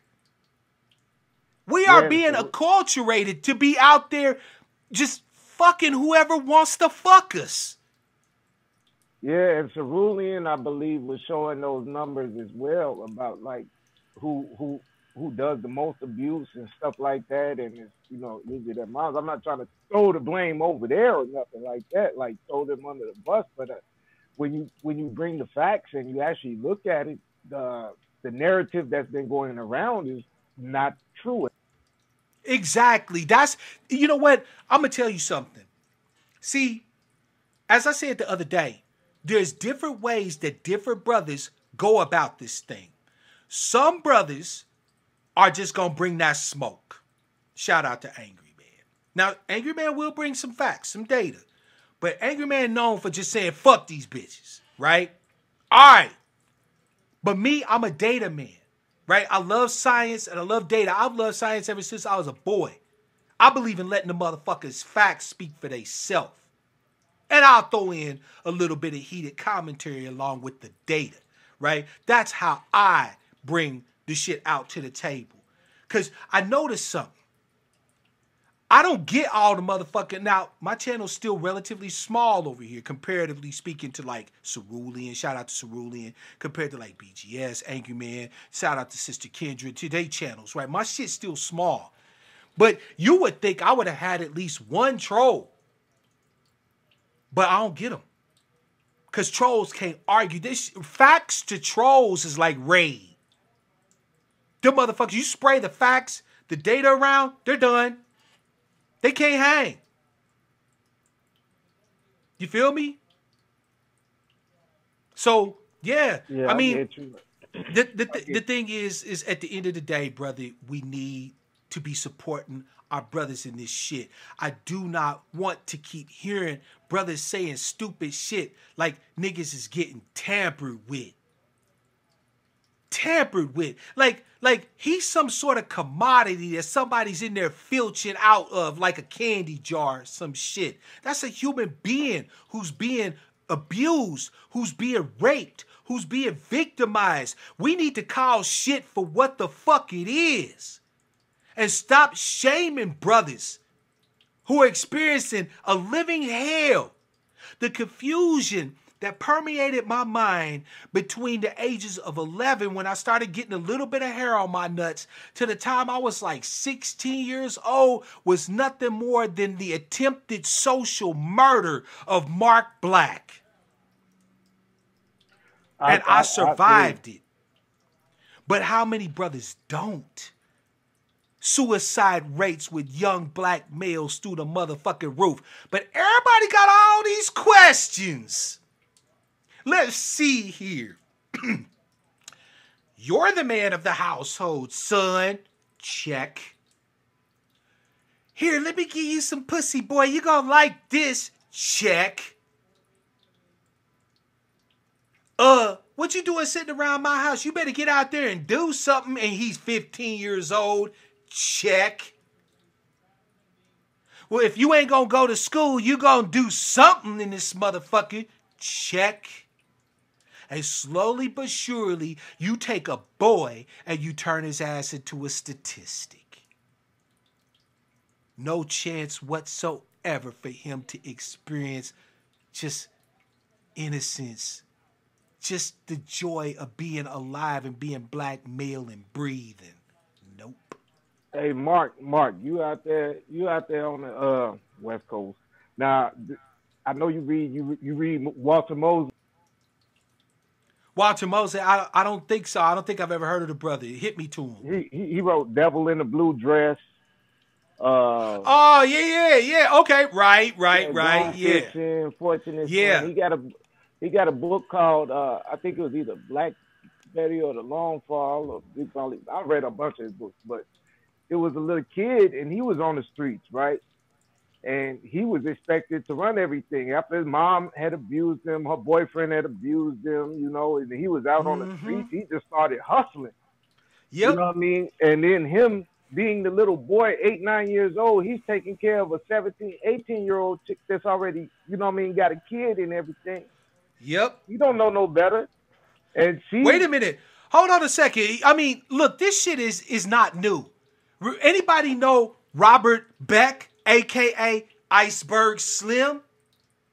oh yeah, Iceberg Slim. His sexual debut, what turned his ass from a boy into a pimp, was when he was a child and a grown-ass woman fucked him. Anybody familiar with Tony Atlas?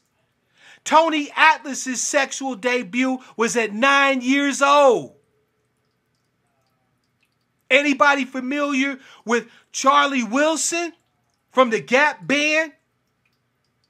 He was sexually debuted as a youngling. Anybody familiar with R. Kelly?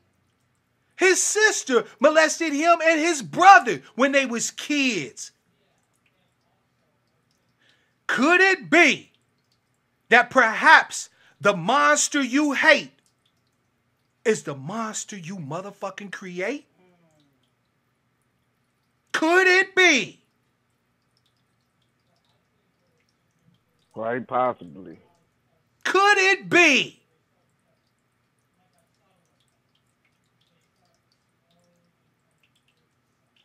But we still telling young brothers, oh, you got you some pussy, man?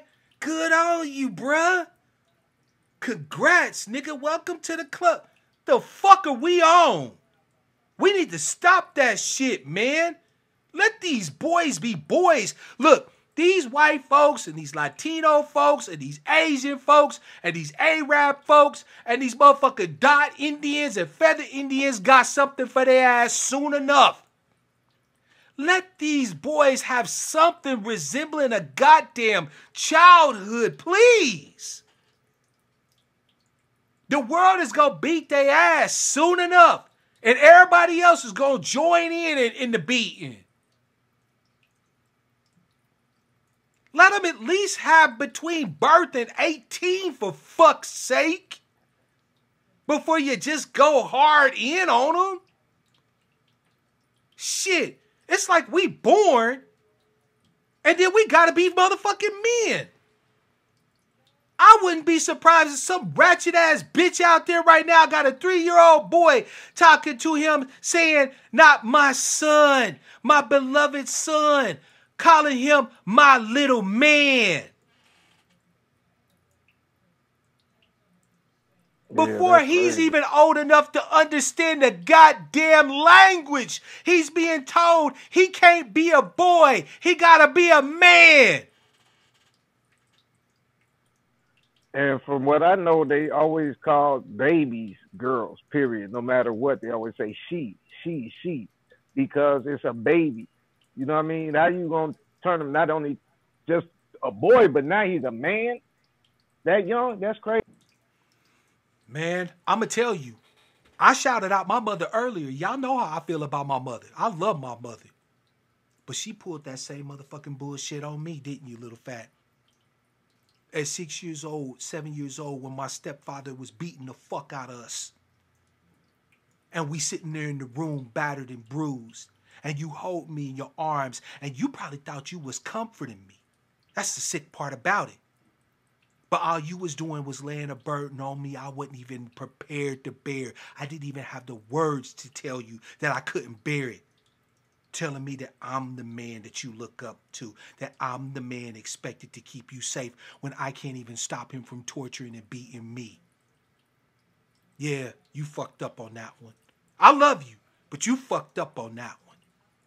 And you ain't the only one. Mama, you not the only one. Officer Faulkner in this motherfucker. Woo, woo, woo, woo.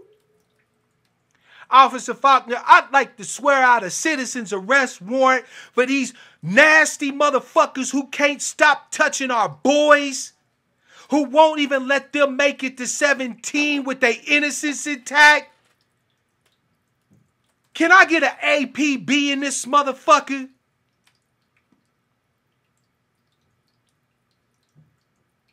I want they ass prosecuted to the fullest extent of the motherfucking law. I want my boys, my sons, my nephews, my cousins, my dudes, and they sons. I want them to have their motherfucking innocence, brother. I want to swear out an APB. I need to file a persons report on my brother's innocence. I want that shit back.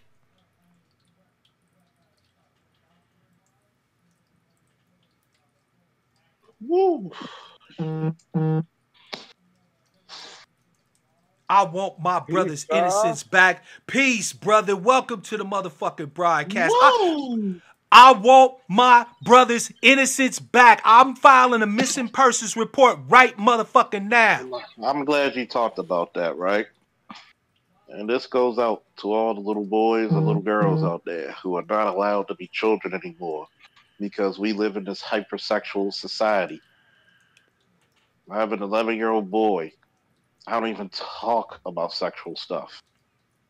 If he asks, I'll give him information, but in a proper context. I'm not going to be vulgar. I'm not going to be explicit. There's a difference. There's an educational value to that. The difference now is that how many? What's up, Jazz and Justice? You have a perfect name, Justice, right there. Because a lot of our young boys are not getting the justice they deserve. Facts. Neither are the little girls. This is the reason why I have an issue with the single mother epidemic. Okay? And yes, I'm the first to say there are some moms who do it there themselves and do a damn good job. They do the best they can with the resources they got. And I applaud you. But even your mom who angry will say that is not the optimal way. They will never say that.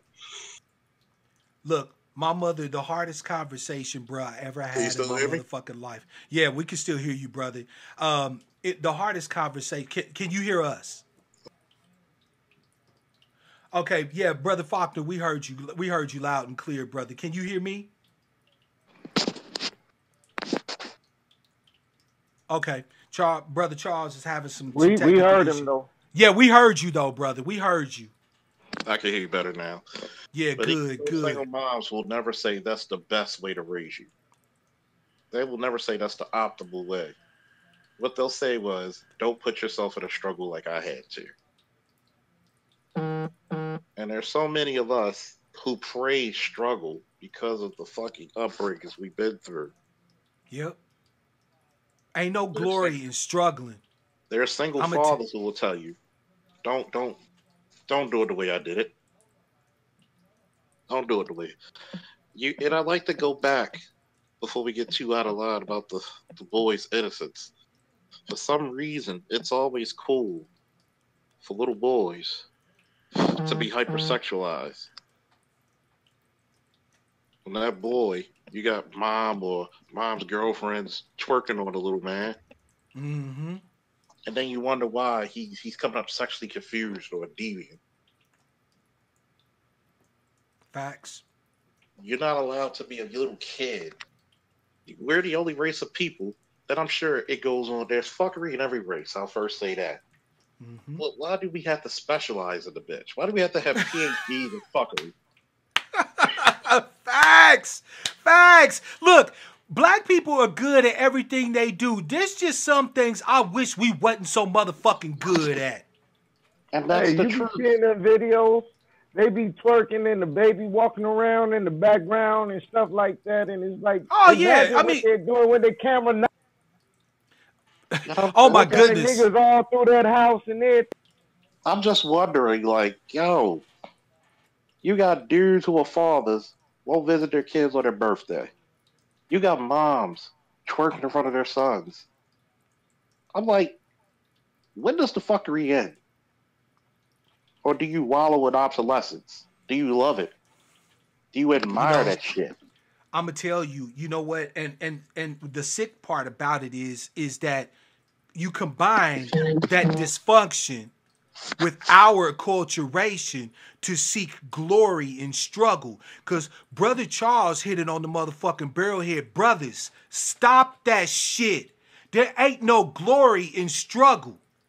All right? Struggling is something that's sometimes necessary, but that shit isn't glorious. It's filthy, it's bloody, it's nasty, and you want to get out of that shit as quick as you possibly can. That It's like a struggling guy. ain't something you want to be doing. It's like a guy once told me, right? This guy told me he was proud. Well, my mother raised me, and you see me all right, and that's why you're the emotional bitch that you are. And that was my You know reply to what? him. God damn it, Charles, I'm telling you, if I have to hear it one more time, shit like this.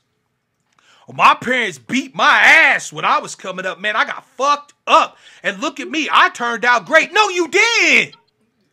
You You did. defective as a motherfucker. You didn't turn out well. And it's something because I feel sorry for the ladies out there. A lot of you are having kids by these defective niggas. And it's sad because I'll give y'all the benefit of the doubt since motherfuckers thinks I'm sexist. If you think I'm sexist, put a one in the chat. If I'm not, put a 2. Because I call the truth straight down the line. There are some dudes who are defective and you can see it a mile away. But this is the Facts. specialty of fuckery. Is that when men are so defective that they cannot see the wrong of what they do. They can't even say, I'm fucked up. When you realize you have a problem, that's the first step of solving the problem. Facts. You think you're fine in your situation, you can't be helped. I'm gonna beat my kid's ass. I don't have to beat my child all the time. I may hit him with a quick hit. That's correction. I'm doing a, you know, why can't black people as a whole learn this? Discipline without love is just abuse. I'll even go further than that. Why don't we learn that discipline involves engaging your child's mentality? Discipline comes from the root disciple, right? You don't beat your disciples. You lead by example, and they willingly submit to your authority and follow your example. That is what discipline is. Discipline is setting a regimen and living by that regimen. We quick to tell our motherfucking kids what to do. You gonna do this, you gonna do that, you gonna do this, you gonna do that. And then when your kids is looking, what your ass doing? Everything but that. But you want discipline in your household, and you can't even discipline your motherfucking self. How can you have How can you have discipline in your household when you're an undisciplined person? Facts. How can you? How can you truly? I mean, truly capture the essence of discipline when you live an undisciplined lifestyle? What kills me is this: we ask more from our children than we would get from ourselves. Mm, mm, mm. We don't even put our kids on a pedestal better than us or slightly better to accomplish things that the community needs. We end up being jealous, envious, disdainful, hateful towards our children.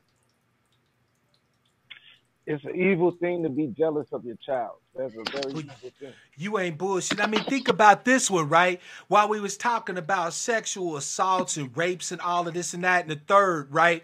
How come nobody's talking about the sexual competition between the black mother and her black daughters?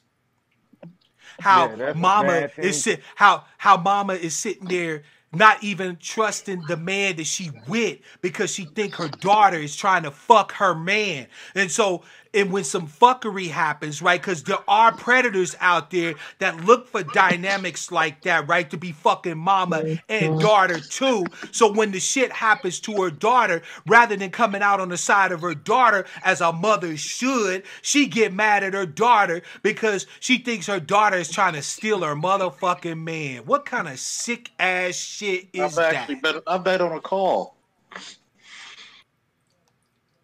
Not cool, but call for all these people talking about Baltimore and Eags, Right? where the daughter called because the boyfriend was beating on the mother. 16, pretty girl, very pretty girl, being A and B student. This is why I say our community is a community of cannibals because we eat our own. Mom, when we got there, was fighting on the daughter. You want to call the police? You want to call the police? I'm gonna fuck you up. Daughter came out. That's why he kept trying to touch on me when you leave the house. You lying bitch, you trying to fuck my man. She's talking to her 16-year-old daughter like this. How do you think she's gonna look at the world? I caught up with the dude later that night. Mom following behind him like a dog with his balls dragging along. So I kindly grabbed dude by his collar and told him, I hope you're not touching any 16-year-old girls.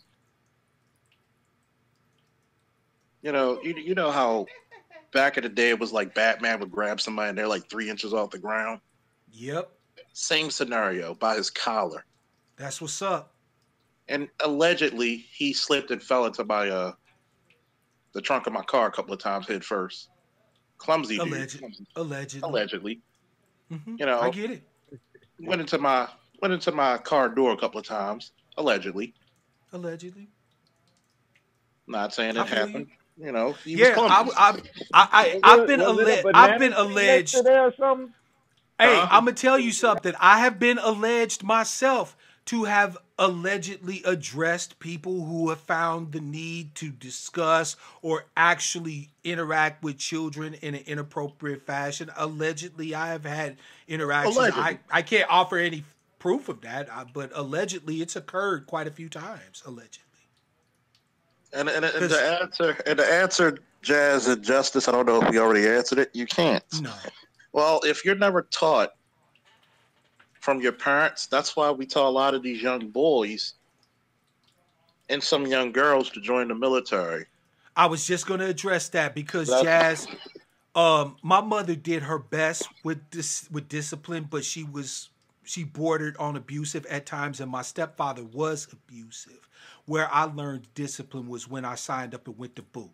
That's when I learned that you could actually have firm guidance, but still have people care about you. We were all wearing the same uniform. We were all going through the same thing. My drill sergeant, while he was hardening me the fuck up, was telling me the only color in my army private is green. I'ma square you away. I will have you working by the numbers. He was dedicated to my growth, to my uplift. I That's had his never legacy. experienced anything like that. And That's so, his yes, legacy. the Gray Faulkner Initiative is one way for us to get people built with that discipline that we're lacking in our community. And it's about legacy. Black people got away from legacy like a motherfucker. We don't care. We're so selfish. We don't even give a fuck about the next generation. What next generation? I got shit to do. Exactly. You're supposed to be the leader of your village. You're supposed to be the strongest. You know why you're the strongest? That's why you need strong men in your community. It's like the Naruto anime, if I may speak on it. Oh, yeah, I love this. Go ahead, brother, please. I'm a comic book and anime fan for 30, I'll be 37 April, 30 years, over 30 years. The deepness about Naruto was the position of the Hokage. Not only were you the most powerful ninja in the village, well, you had to be because people were going to try to, challenge your authority and your reign. But you also had to protect the current and the next generation. That's right. And what we failed to do as a people is to protect the current and the next generation. We have a generation of underachievers. Okay? Not all, but damn sure too damn many. Where 22-year-old men will tell a 60-year-old man like BGS, shout out to the master teacher, Shout out to he doesn't, BGS. who doesn't know what the fuck he talking about. Like I said, no Laughable. respect for No eldership. respect for elders. Who will tell men like you and I, who are fathers, and CRU as well, fathers, dedicated fathers. Y'all don't know how hard it is. Do you know how hard it is for a black man to be a father in this country when we've been Wait, marred for 200 years as fathers? everybody is dead set against the black man being a father. Everybody. That's how fucking hard it is. No matter where you go, no matter what you doing, if you fathering as a black man, hats the fuck off to you, bruh, because you are doing something noble. You know what? As a matter of fact, I would go as far as to say that at this particular juncture, I'm actually, unfortunately, comfortable with saying that the vast majority of everybody in this country would love nothing more than to see the black man just simply disappear. If niggas was to disappear tomorrow, there would be motherfucking parades in the street. Yep. And think about this, right? Then the country will fall right after though, directly after. Who said it's not now? I'm going to tell you what's Facts. funny. I'm going to tell you what it's funny. We were in Cerulean Hangout last night. This dude said the most insulting shit to every black veteran who has ever been, currently working in the service, or ever will be a service member of the United States. The only thing y'all do is specialize in doing push-ups for the white man. Why is it that we're the only race of people that don't take pride in their warrior class? We don't take That's pride. because they still think Pookie and Ray Ray is warriors. We don't take pride in our black police officers who are loyal to us. We don't take pride in our firefighters who are loyal to us. We don't even take pride to our soldiers that are loyal to us. But we sit here and talk about nation building, right? The conscious, woke, pro-black community talking about nation building, but we You don't can't have no build experience. any You nation don't. without a military first. What I If you tell you, family, about American History 101. They came over on the land, they planted a flag, they said a prayer, and picked up the motherfucking gun. If we ain't doing that, you can miss me with the nation building shit. I remember I watched this video. I don't know if you've seen it, Officer Faulkner, but I watched this video. It's these brothers. Now, I'm not trying to throw no shade at them, right? Because I think their heart might have been in the right place. But there was an incident that occurred in Texas where this woman got her daughter or something got hit by a police officer, right? So these dudes said, we're going to go over there and provide protection to make sure our sisters is not being violated by these crackers, right? So they showed up. And the motherfucking police saw him standing out there with they, ARs and so on and so forth. So they drew down on the dudes. You know what these brothers did? They put their ARs on the ground and put their hands in the air. So much for protection. Mm-hmm. Now, again, not to throw shade at them. Like I said, I think their hearts might have been in the right place. But when it came down to the so-called crunch time, strangely enough, that protection they was offering was more for their own ass rather than the motherfuckers that they was allegedly there to protect. Which is going to happen. Which is going to happen because we don't have the infrastructure to support that type of shit. Yeah, and you gotta realize something. Oh, go ahead, are you? I was gonna say we're in a dynamic, the oppression that we're under, to where they have a bias towards them, right? But if you look back at that BLM, Bureau of Land Management out there in Cali, or what was that, Utah or something? They came out there deep from all over the country, and then when they sent them feds in there, they still had to. Okay, they got snipers too. They got all of these people that trained. Do you know there's schools that military men qualify for because of their GI Bills, such as designated defensive marksman, which hopefully I'll get to take later this year. That's about a 29-day course. Most police snipers and most sniper courses are 5-day courses. I'll be doing it 29.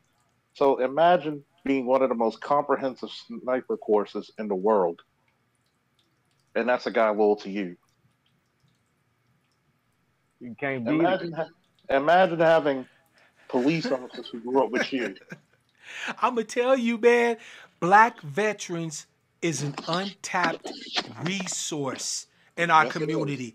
I can't tell you how many times I tried to do something for my community only to have been thwarted, not by the white folks, but by my own. I tried to organize a neighborhood watch where I was literally going to have brothers willing to lock the streets down after a certain period of time and night, to where if you wanted to enter into certain blocks, you had to consent to being physically searched and any weapons and armatures being removed from your person. You know what happened?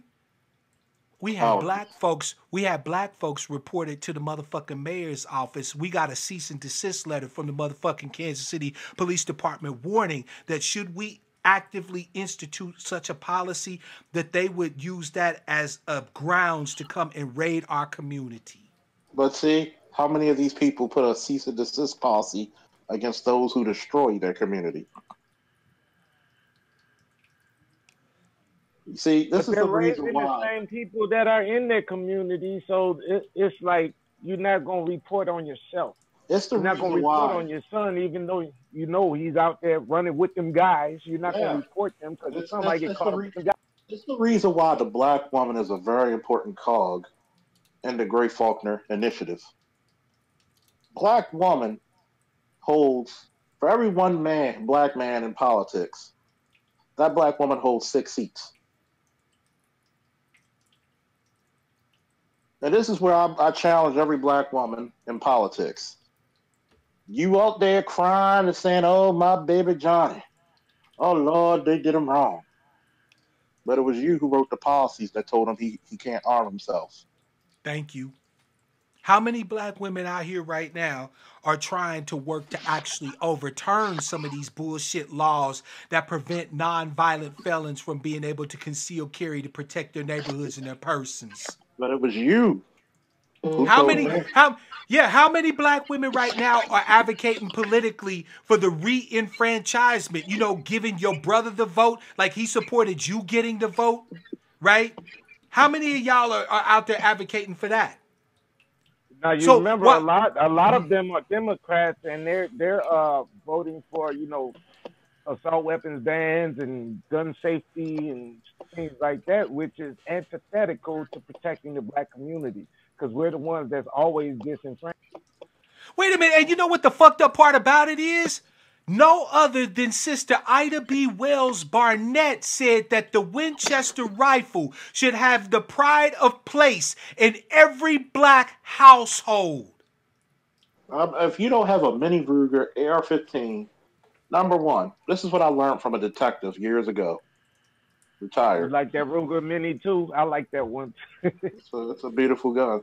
I The actually Mini own one. 14 is great. I'm sick that I don't have one yet. I've got right now, so I've got three guns. I've got two pistols, right? I've got a high point. That's just my cheap ass go to the I want range. to say everything Cheap on ass here. hot boy. Say everything on Nigga, I got the high point 40 cal 9 shot with one in the pipe. You know what I'm saying? Then I got a decent Smith & Wesson They're pretty M&P, good. right?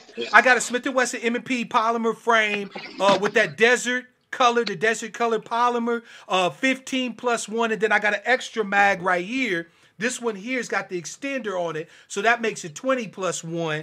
And then I've got a 22 rifle that I'm going to be using to teach my son basic marksmanship and gun safety when he gets older. My next piece is going to be a shotgun. I'm thinking about like a Mossberg 500 or something like that, right? 500 is pretty good. I mean, Yeah, 500 you is might decent. want to look into the shockwaves too. A shorter version, they're considered Well, pistols. Now, I won't lie. For me, my dream shotgun would be something like a Sega, right? You know, the Sega semi-auto 12 gauge. You know what I'm saying?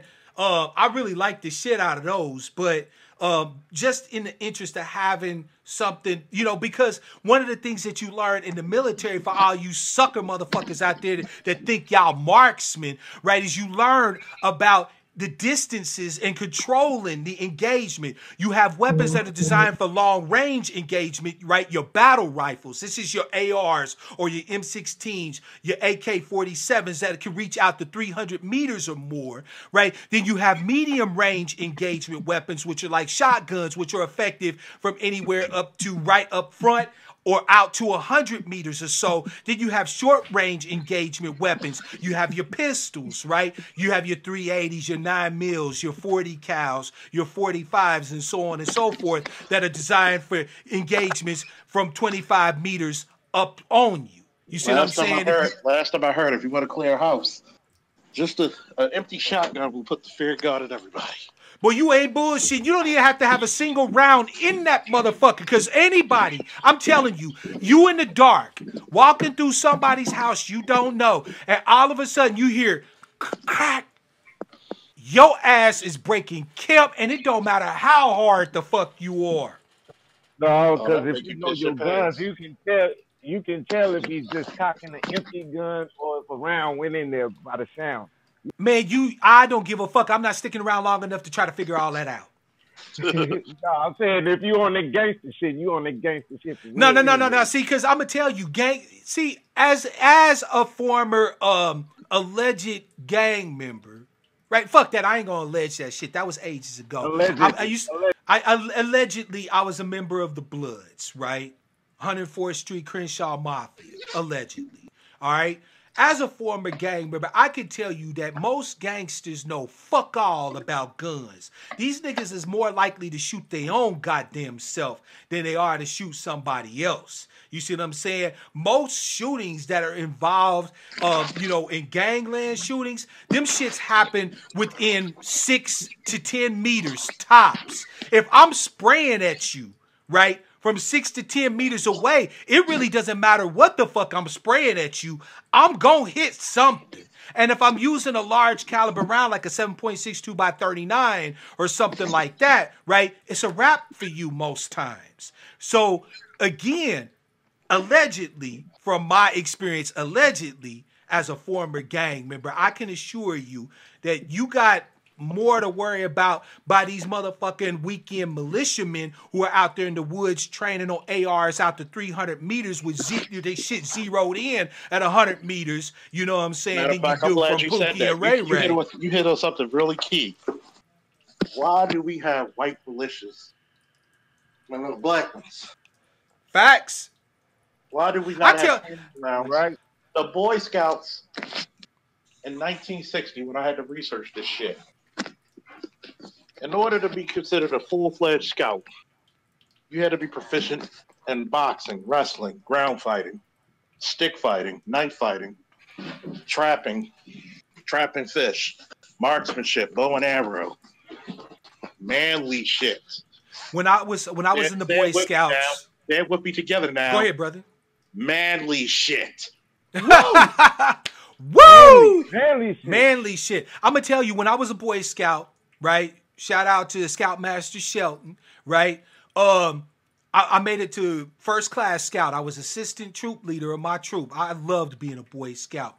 I remember when we went out there in the woods for our first gathering, right? Because the Boy Scouts have these regional gatherings, you dig, right? Where they have all these different troops from all over the state gathered for different trainings, different experiences, different rituals and shit, because there's like little orders that you can be a part of when you get high enough ranking in the Boy Scouts, like the Order of the Arrow and shit like that, right? So they have these regional gatherings where they induct new members, where they do trainings and shit like that.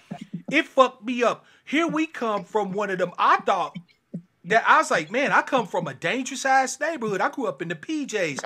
Man, we went on the range and them white boys was tearing them targets up with 22 rifles. All you heard was pop, pop, pop, pop, pop, pop, pop. They was doing this shit with their eyes closed. Meanwhile, we was down there first time learning about breath control, maintaining proper sight alignment and sight picture. You see what I'm saying? We was just now learning shit that these white boys have been doing ever since they was like 6, 7, 8 years old. Fuck me up. We learning how to put up a tent. These motherfuckers had already been putting up tents for ages. Hey, Mark, that's like the summer camp I used to go to in Iowa, Camp Abe Lincoln, right? I went there for like 6 years, for like 2-3 weeks every summer, right? Mm-hmm. And they'll have us shooting, they'll have us out in the woods, they'll have us fishing, starting campfires and stuff. Oh, yep. And even the worst of it, when you got like 13, right? You had to get in the pool, fully clothed, boots on and everything, and tread water for 30 minutes, 45 minutes, an hour. And just sit there and know how to do that, like that manly shit. And how many brothers we got out there right now that don't even know how to motherfucking swim? These niggas could drown in a bathtub. The only two black people there was me and my boy from Chicago. All the rest of them was, you know what I mean? Was white boys. But you know what? The conscious, pro-black, woke motherfuckers are quick to tell you. That Boy Scouts, that's nothing but a bunch of pedophiles. It's a white organization. You know what? I never once was inappropriately approached by any scout master. But look, they had gaggles of us there. They had nothing but space and opportunity. What I got was mentorship. I got treated like a young man and asked to be respectful and to in turn get respect. I learned discipline. I learned how not to be fearful just because you hear a noise in the woods. I learned how to sit out there and enjoy the silence, to go into my own head and deal with my own shit in my own head and become a better boy and thus a better man for it. That's what the fuck I learned. I think it's because both, like, you in the group of black guys and those white teachers, both of y'all was out of their element. They were out of their element around so many black people, and y'all were out of their element in the woods. So that make everybody start thinking and, talking less and do more listening and learning about the shit that I'm gonna tell you, know about. No, cause don't get it twisted. It ain't ideal in the Boy Scouts, right? When we first got there was some white boy troops that came over and was trying to throw shade at us and talk shit to us, right? But when them white boys saw us get out there and show and prove, when they saw us after a week doing the same shit that they was doing and doing it better, them motherfuckers had to give us our respect. When we left there, we had patches from every motherfucking unit in Missouri. Because when Boy Scouts meet, when they from different troops and shit, we all have our troop patches, right? And what they do is if they like you and you make a friend from another troop, y'all exchange patches. We walked up out of that motherfucker with bags of patches from all them white boys with an open invite. Y'all coming back to gathering next year? You coming back to Jamboree next year? Hey, Y'all so coming back I got a next question for year? you, Mark. I got a question. Since I'm out here in North Dakota, right? Most of the PTO I give for all of my workers, they all retired military, this, that. They always going hunting. First, as soon as hunting season open, they want some PTO, and I give it to them. You know what I mean? I work the schedule Yep. out and everything. But I've been invited to go to some hunting trips. You know what I mean? Like, I want to go learn this shit from them. It was a Yeah, long okay. time. Now, I will say this. I'm not going to give full-throated support to such things. Only because, Big Cheney. well, there was that, right? And let's face facts. Hunting involves two things that I don't think mix well together, right? Well, three things. Black folk, white folk, and alcohol. Make that four. Guns. All right? White boys, when they go fishing, when they just going out to throw a rod in the water, they got a cooler of motherfucking beer like the size of a refrigerator, you know what I'm saying, in they boat. They ain't even got enough bait to catch nothing, but they got plenty of motherfucking beer. And I can tell you from experience, partying with white boys, that's a dangerous motherfucking proposition, right? So when you out there around high caliber, we talking 308s, 30 Winchesters, you know what I'm saying?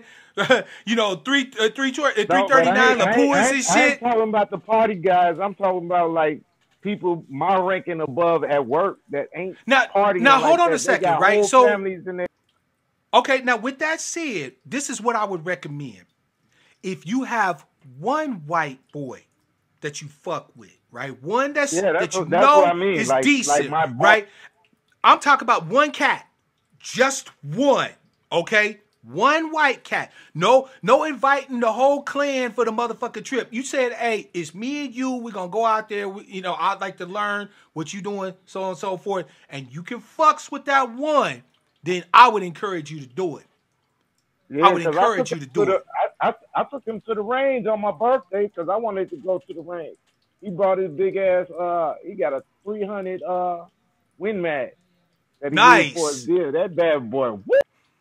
Oh, hell yeah, man. I was watching some videos the other night. This white boy was cold with that hunting shit, man. This nigga had spears. He was in a motherfucking tree stand hunting black bear with a spear on some primitive shit. I got a dude up here, right? He wait a minute, and the dude was cold with it. He was cold with it. Let me tell you how they is out here. Dude, way up there in Bemidji, damn near by the Canada border, right? Hey, hold on a second. Keep talking, bro. I'll be right back. Hold on. You listening, though? But, yeah, what he does for fun, he goes out there in the woods and dresses up like the damn Nordic people and shit, wearing furs and shit on wooden rafts and shit, building their own shit out there in the woods. They kill a rabbit and make shoes and shit like that. Like, man, that shit is crazy. I'm like, man. Yo, but then he showing me pictures and everything. He old as hell. Like, this is what he do for fun. We was talking about our guns. Now y'all got me wanting to show off my shit, right? Here's Charles. So I told you I got a M&P, right? This is my 40 cal. Wait, let me make sure my shit's clear, right?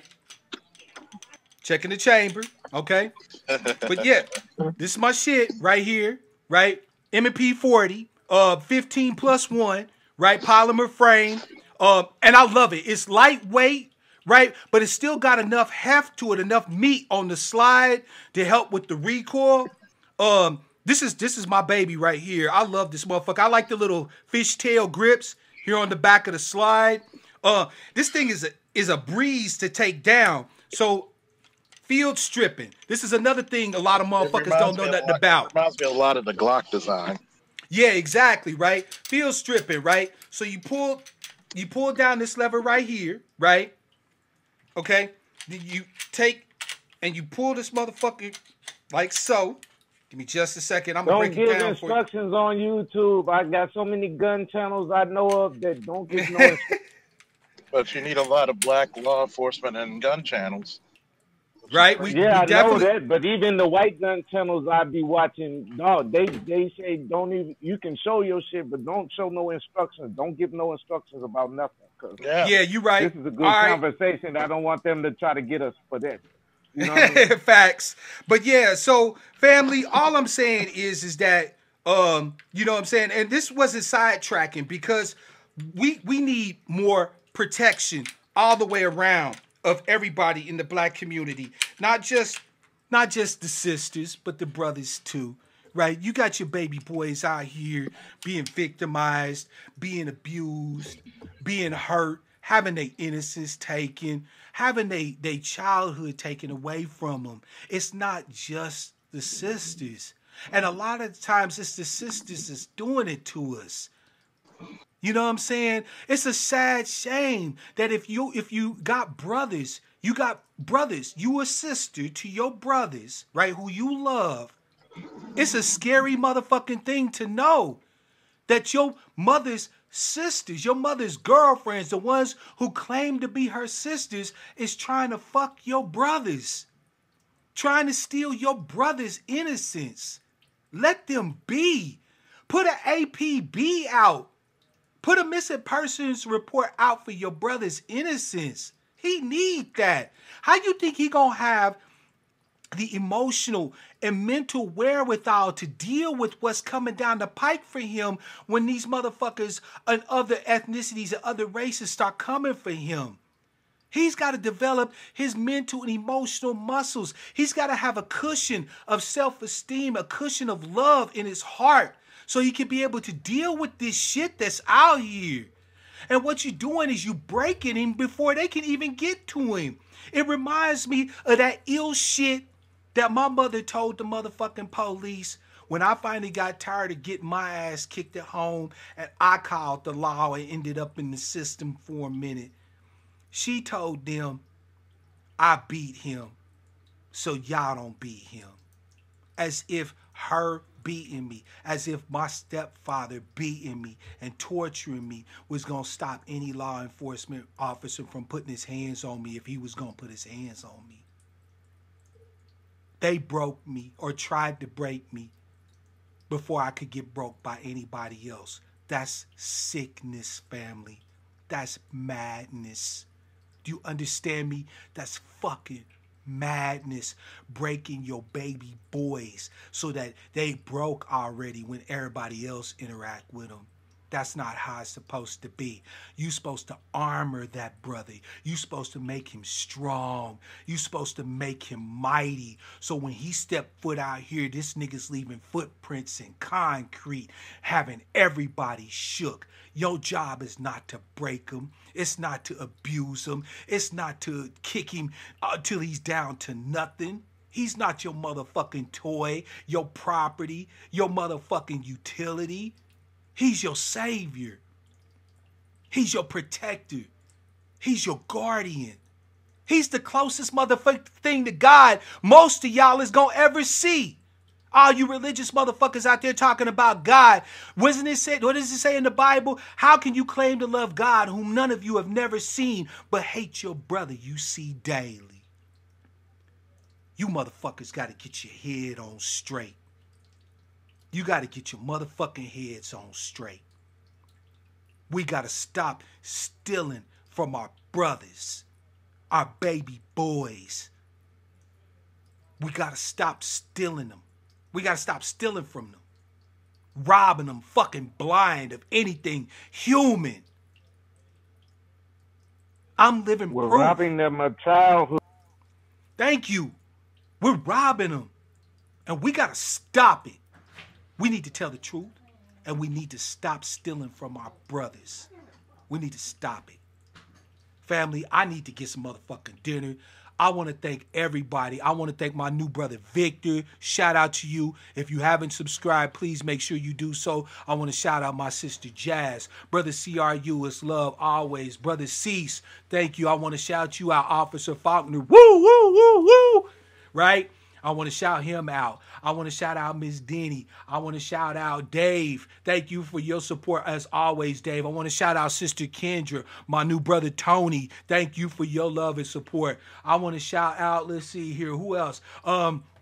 Let's see here. Brother Allen. How could I forget Brother Allen? I want to shout him out. I want to shout out Brother Tarian. He popped in and showed some love. Sister Shar, I always love with you. And everybody who catches this on the upload, leave your comments. Tell us how you are going to start fighting for your outcasts. How you going to start fighting for your baby boys? What protection you intend to offer them? What support are you going to offer these broken ones who done had their innocence taken from them? It ain't just your baby girls, it's your baby boys too. And until I see you all again, family, I want to wish you all love, peace, prosperity, and power. Real power to our people.